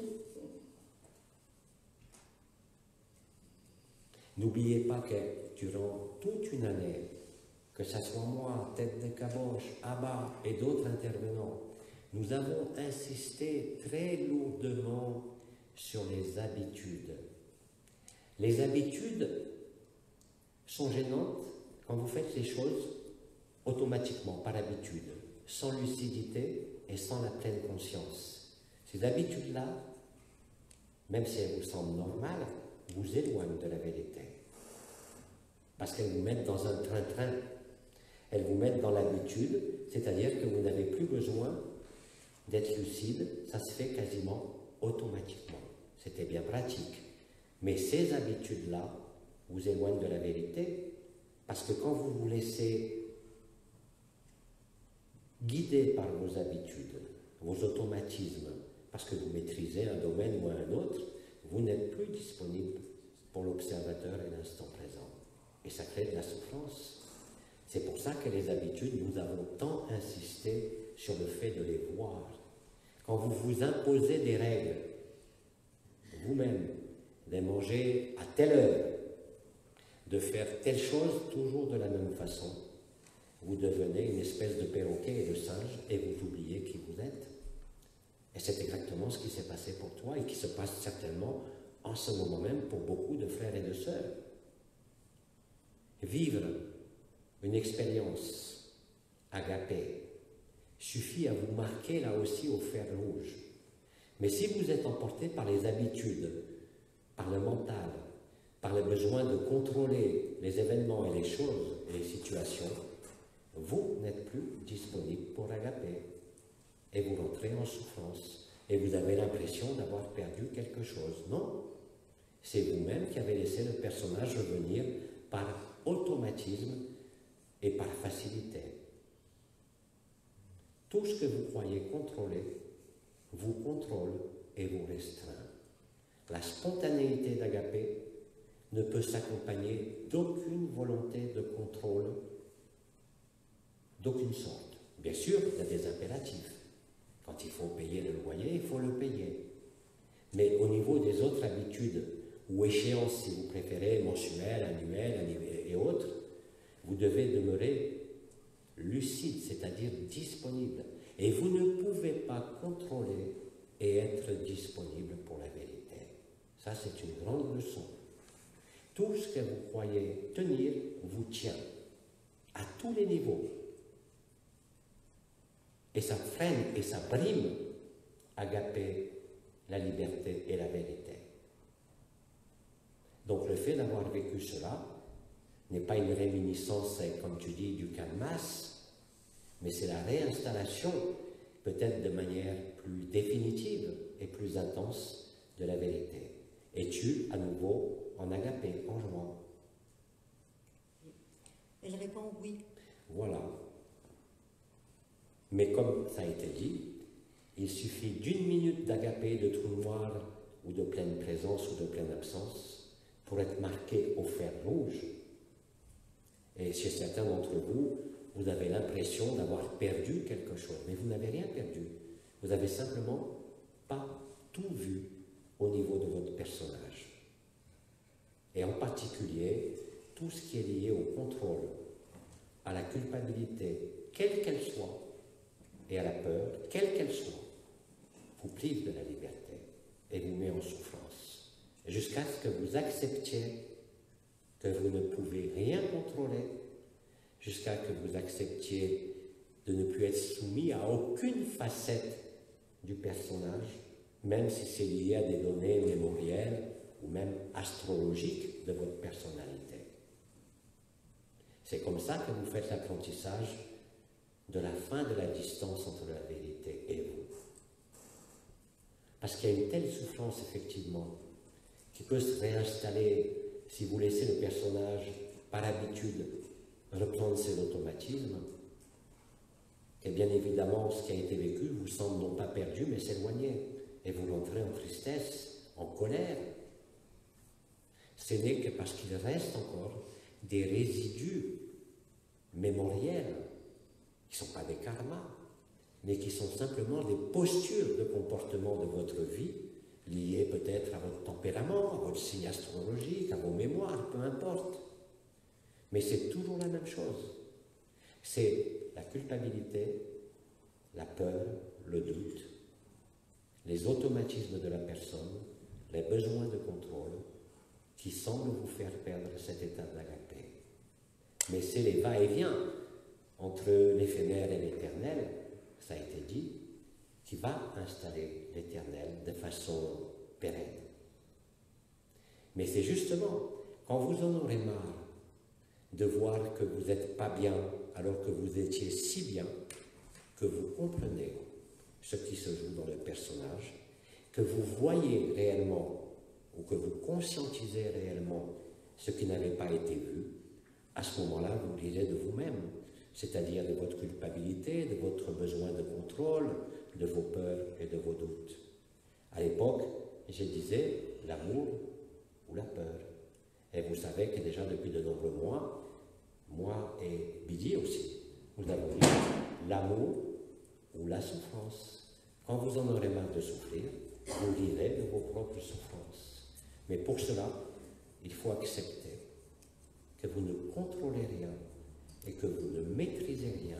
L'amour ne se contrôle pas, l'amour ne se maîtrise pas. Il se vit dans l'instant présent, indépendamment des tout conditionnements, même liés à des influences de signes astrologiques ou de mémoire blessée, ou de perte de confiance, ou de culpabilité, ou de peur. C'est le va-et-vient entre l'éphémère et l'éternel. Et quand vous serez fermement décidé à laisser être agapé que vous êtes, plutôt que de laisser le personnage redevenir à travers ses commodités de contrôle, d'organisation, que vous laisserez tomber ça, qu'agapé se réinstallera. Ce n'est pas une punition, c'est là aussi un éclairage de ce qui est agapé et de ce qui n'est pas agapé quand le personnage tente de reprendre le contrôle, ne serait-ce même que par automatisme, c'est-à-dire de façon totalement inconsciente, mais qui doit devenir consciente à nouveau afin d'en rire et de le traverser.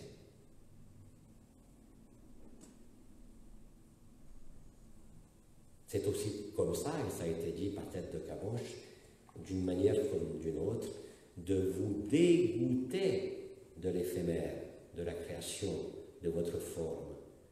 Non pas pour vous dégoûter de la vie, mais justement pour vivre la vie, pour vivre agapé en permanence. Agapé ne peut pas s'accommoder avec des mémoires, ne peut pas s'accommoder avec des projections dans un nouveau rêve ou dans un avenir. C'est ça l'instant présent. Parce que si tu es dans l'instant présent, instantanément tu es en agapé. Si tu n'es pas en agapé, c'est que l'instant présent n'est plus là. Tu es dans autre chose que l'instant présent. Tu es dans la revendication, dans la peur, la culpabilité, la souffrance, et donc tu ne peux pas être disponible pour la vérité. Même si tu l'as vécu, comme tu dis, voilà, quelque temps, à un autre lieu. Ce n'est pas une punition, tu n'as pas ni de culpabilité à entretenir, ni de recherche à faire, mais tu as simplement à laisser mourir toutes ces habitudes. La lumière sera toujours beaucoup plus intelligente et beaucoup plus organisatrice que tout ce que tu peux faire par ta personne, même avec les compétences les plus importantes. La spontanéité de la vie, c'est ça. Si vous êtes réellement présent, vous êtes libre. Vous êtes en agapé. C'est ça la présence et l'absence réunie. Donc oui, vous êtes nombreux aussi à vivre ces espèces de tournicota, non plus entre, comme j'appelais à l'époque, l'orgueil spirituel, le soi, mais simplement le jeu entre l'éphémère et l'éternel, cette fusion entre l'éphémère et l'éternel, qui ne doit laisser aucune zone non éclairée, que ce soit dans le corps, dans le comportement, dans les pensées, dans l'esprit, dans les émotions et même dans les relations.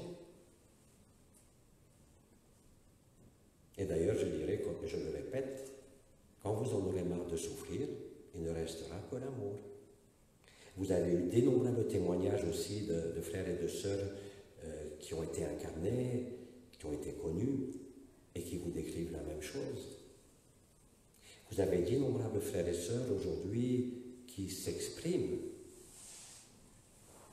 sur l'instant présent et sur l'amour agapé, même s'ils ne connaissent pas ce mot. Vous croyez qu'ils ont besoin de s'encombrer, de savoir ce que c'est un chakra, une énergie, une vibration, une vision? Non.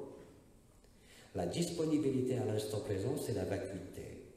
C'est là où rien de votre histoire, de votre personne, de votre mémoire, de vos habitudes, de vos projections, bref, rien de ce qui concerne la conscience, l'inconscient, les subconscients ou le supraconscient ne peut interférer avec le jeu éternel.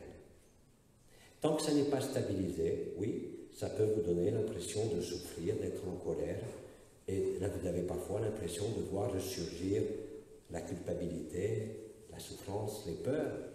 Ce n'est pas des punitions ni des rétributions, c'est le juste jeu de l'intelligence de la lumière qui se révèle en totalité. Soyez disponibles, acceptez aussi, surtout quand il vous semble ne plus vivre ce que vous avez vécu à un moment donné, acceptez. N'entrez pas en rébellion, en révolte ou en recherche. Si vous acceptez, vous traverserez tout cela. Il n'y aura plus de culpabilité, plus de doute, plus de peur, plus de personnages. Et vous serez libre, totalement cette fois-ci. Mais s'il existe une posture de revendication, des besoins de compréhension, d'expliquer, de comprendre, vous n'êtes pas disponible pour agapé. C'est aussi simple que cela. Mais comme je le disais, c'est tellement simple, comme dit Abba, que c'est tellement simple qu'on n'ose pas y croire, ou que ça semble tellement délirant, si on peut dire. Et pourtant, vous n'avez pas d'autre choix. Je vous rappelle que tout a été écrit. Et je vous rappelle la phrase que disait Bidi et qui va prendre de plus en plus d'importance. Tout ce qui doit arriver, arrivera, quoi que vous fassiez. Tout ce qui ne doit pas arriver, n'arrivera pas, quoi que vous fassiez.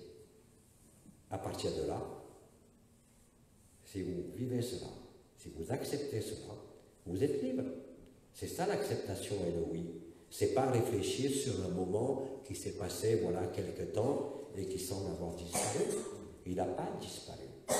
C'est simplement le personnage qui a repris possession par les habitudes, par les peurs, par les doutes, par les culpabilités et par les souffrances qui vous en éloignent. C'est en ce sens qu'il faut accepter, accueillir, traverser et dire oui. Alors, heureusement, l'intelligence de la lumière peut, comme dans ton histoire des voitures précédemment, te rappeler cela, comme le processus vibratoire tout à l'heure avec la question « qu'en est-il » ? Vous ne pouvez pas être agapé, être libre, être véritable, si vous nourrissez quelque part ce qui affleure de votre personnalité. Que ce soit le besoin de contrôle, je l'ai dit, que ce soit la culpabilité, la peur, la souffrance. Ce sont des freins. Mais la seule façon de les dépasser, c'est de les accepter, de les accueillir. De la même façon que, voilà déjà un an, dans les processus des bains d'amour perpétuels qui avaient existé, vous avez déjà vécu ce genre de choses. Aujourd'hui, c'est une intensité sans pareil. C'est vous face à vous-même. Non pas pour juger ou condamner le personnage, encore une fois, parce qu'il y a une programmation là aussi à laquelle vous ne pouvez pas échapper totalement, même si vous êtes libre et libéré, qui est la programmation de ce qu'on nomme le ciel astral de naissance. Nous savons tous qu'un bélier n'a pas le comportement d'un capricorne, n'est-ce pas? Que selon les planètes, les tempéraments, les événements ne sont pas les mêmes. Mais tout ça appartient à l'illusion, à l'éphémère, à ce qui passe. Et si vous ne prenez pas attention, si vous n'êtes pas dans la lucidité de l'instant, dans les premiers temps, il est extrêmement facile de se laisser emporter par les habitudes mentales, émotionnelles, comportementales.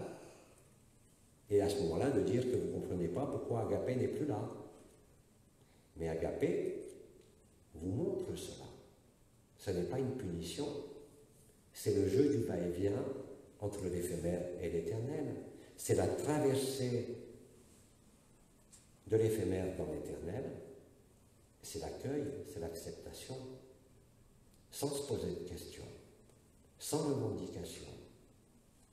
Si vous cherchez aujourd'hui à résoudre le pourquoi du contrôle, les pourquoi de la peur, le pourquoi de la souffrance, les pourquoi de la culpabilité, vous n'êtes tout simplement pas disponible pour Agapé. Agapé, la résonance Agapé, qu'elle soit en réseau, qu'elle soit à deux, qu'elle soit dans l'espace, est la solution. Mais si le personnage, à l'insu de votre jeu éternel et absolu, a repris ses automatismes, vous ne voyez pas l'automate que vous êtes, et vous croyez être cet automate.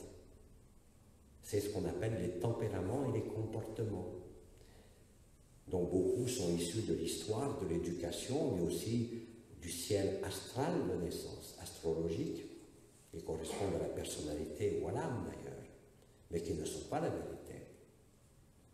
C'est un éclairage, ce n'est pas une punition. Et d'ailleurs, comme tu le dis, tu as retrouvé cette étape Agapé. Et tu constateras d'ailleurs qu'à ce moment-là, ton personnage, tu le vois quand il redevient cet automate, que ce soit la culpabilité, le contrôle, la souffrance ou la peur. Et à ce moment-là, tu en ris de toi-même, et Agapé est là tout de suite. C'est le jeu d'Agapé, Dieu qui se déroule. Tout est écrit. Comme ça a été dit, vous ne pouvez que vous retrouver. Mais ne tergiversez pas. Quand ça vous semble s'éloigner, ce n'est pas Agapé qui s'éloigne.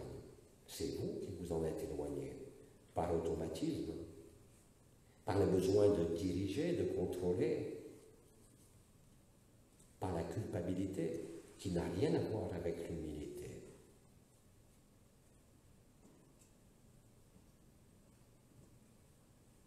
L'humilité, c'est justement accepter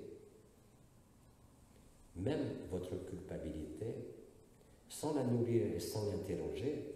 Pareil pour le contrôle, la peur, la souffrance. J'ai employé ce mot-là, mais ça peut être tout ce qui est opposé quelque part à l'amour, en tout cas tel qu'on peut le concevoir, n'est là que pour être consumé par l'amour. C'est les derniers éclairages, nous vous l'avons dit. Et ne mettez pas de culpabilité là non plus en vous disant « ça y est, je me suis éloigné de moi-même ». Non, ce sont des automatismes et des mémoires qui tournent toutes seules. C'est un disque dur, un programme d'exploitation, si vous voulez, qui tourne en roue libre et que vous n'avez pas complètement encore vu. Et ces oscillations, pour certains d'entre vous, entre Agapé et autre chose, ne sont là que pour établir Agapé.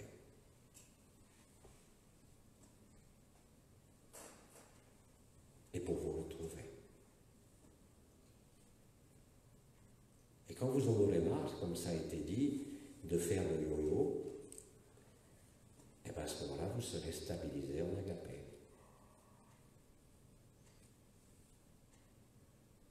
Si vous vous donnez totalement à ce que vous êtes, il n'y a aucune raison que Agapé semble s'éloigner ou disparaître. Ça a toujours été là, je vous le rappelle. Toujours, toujours. C'est ce que disent tous les frères et les sœurs dans leur témoignage. quand ils se retrouvent et qu'ils se souviennent.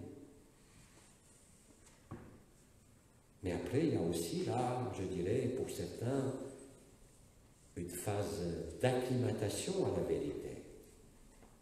Parce que comme tu l'as dit dans un rêve que tu as fait avec la voiture très lumineuse, c'est tellement intense que ça gêne la personne. Et pourtant, c'est cette intensité que tu es.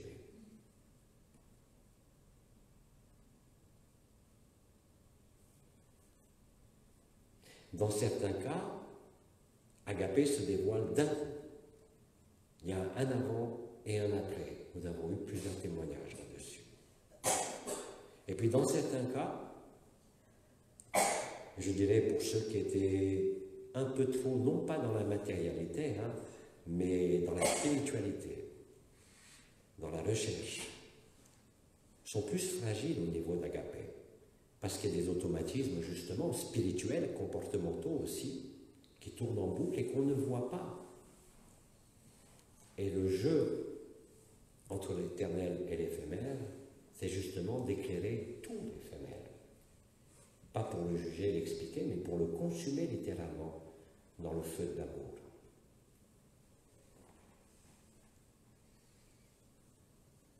Agapé ne peut pas échouer. Personne ne peut se soustraire à ce qu'il est. Vous pouvez le faire pendant un temps, mais pas trop longtemps. Sans ça, la souffrance apparaît, le mal-être apparaît.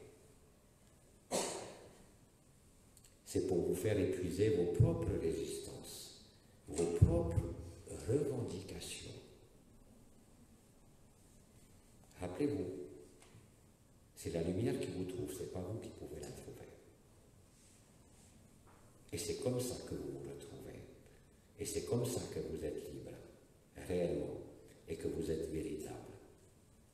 Mais bien sûr, les automatismes qui sont inscrits d'ailleurs dans le cerveau dit reptilien comme par hasard, qui fait tourner les mémoires et les comportements en boucle, et qu'il faut pourtant éclairer. Mais pas par vous-même. Vous n'avez pas la capacité de tout voir. Vous avez juste la capacité de tout accepter. Et comme ça, tout sera vu. Pas autrement. Tant qu'il existe une revendication par rapport à votre personnage, par rapport à ce monde, vous ne pouvez pas être libre. Soyez libre et vous verrez que vous n'aurez plus besoin d'aucune revendication, parce que les grâces et les miracles abonderont dans toutes les circonstances de vos vies.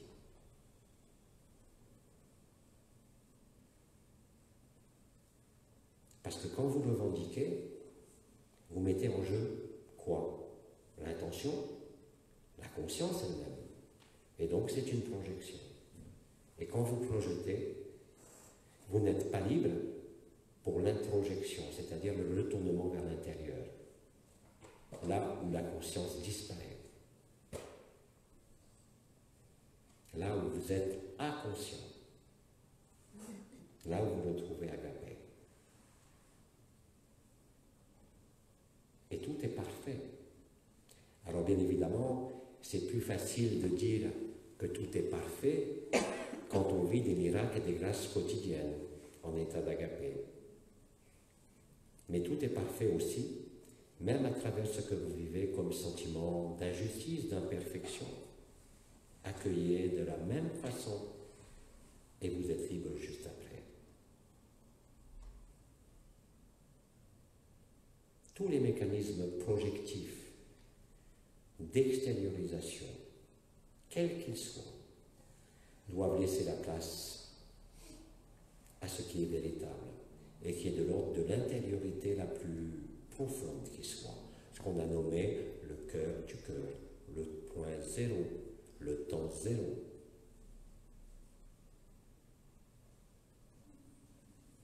Je l'ai dit et je le répète, vous ne pouvez que vous retrouver, quoi que vous en pensiez, aujourd'hui encore.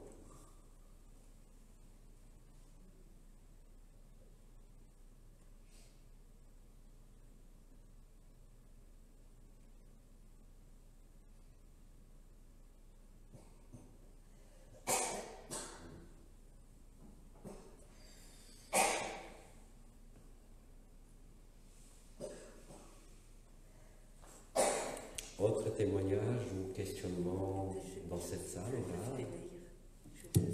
Un instant. Un grand merci, Omar, parce que tout ce que tu viens de dire, c'est ce qui s'est passé dans la dernière année, depuis le mois de septembre, aujourd'hui.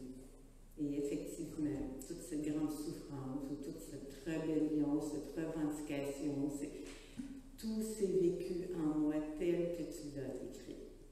Et que je te remercie beaucoup. Je te remercie aussi. Là, je me demande, est-ce qu'on fait une petite pause? On aurait besoin d'une petite pause. Est-ce que c'est possible? Oui, je parle depuis si longtemps. Ça fait 2 heures. Ça fait maintenant 2 heures. Déjà? Oui. Le temps n'existe plus. Non. Mais enfin, si vous avez besoin d'un peu de temps de repos, bien évidemment, j'accepte avec plaisir. Il faut simplement nous dire pour les auditeurs en direct quand est-ce que nous reprenons. Quand est-ce qu'on reprend? Dans 15 minutes. Combien? Dans une quinzaine de minutes? Alors, nous vous disons, et je vous dis pas au revoir, je vous dis à tout de suite dans 15 minutes. Merci, Omar. À bientôt, à tout de suite. À bientôt. Merci.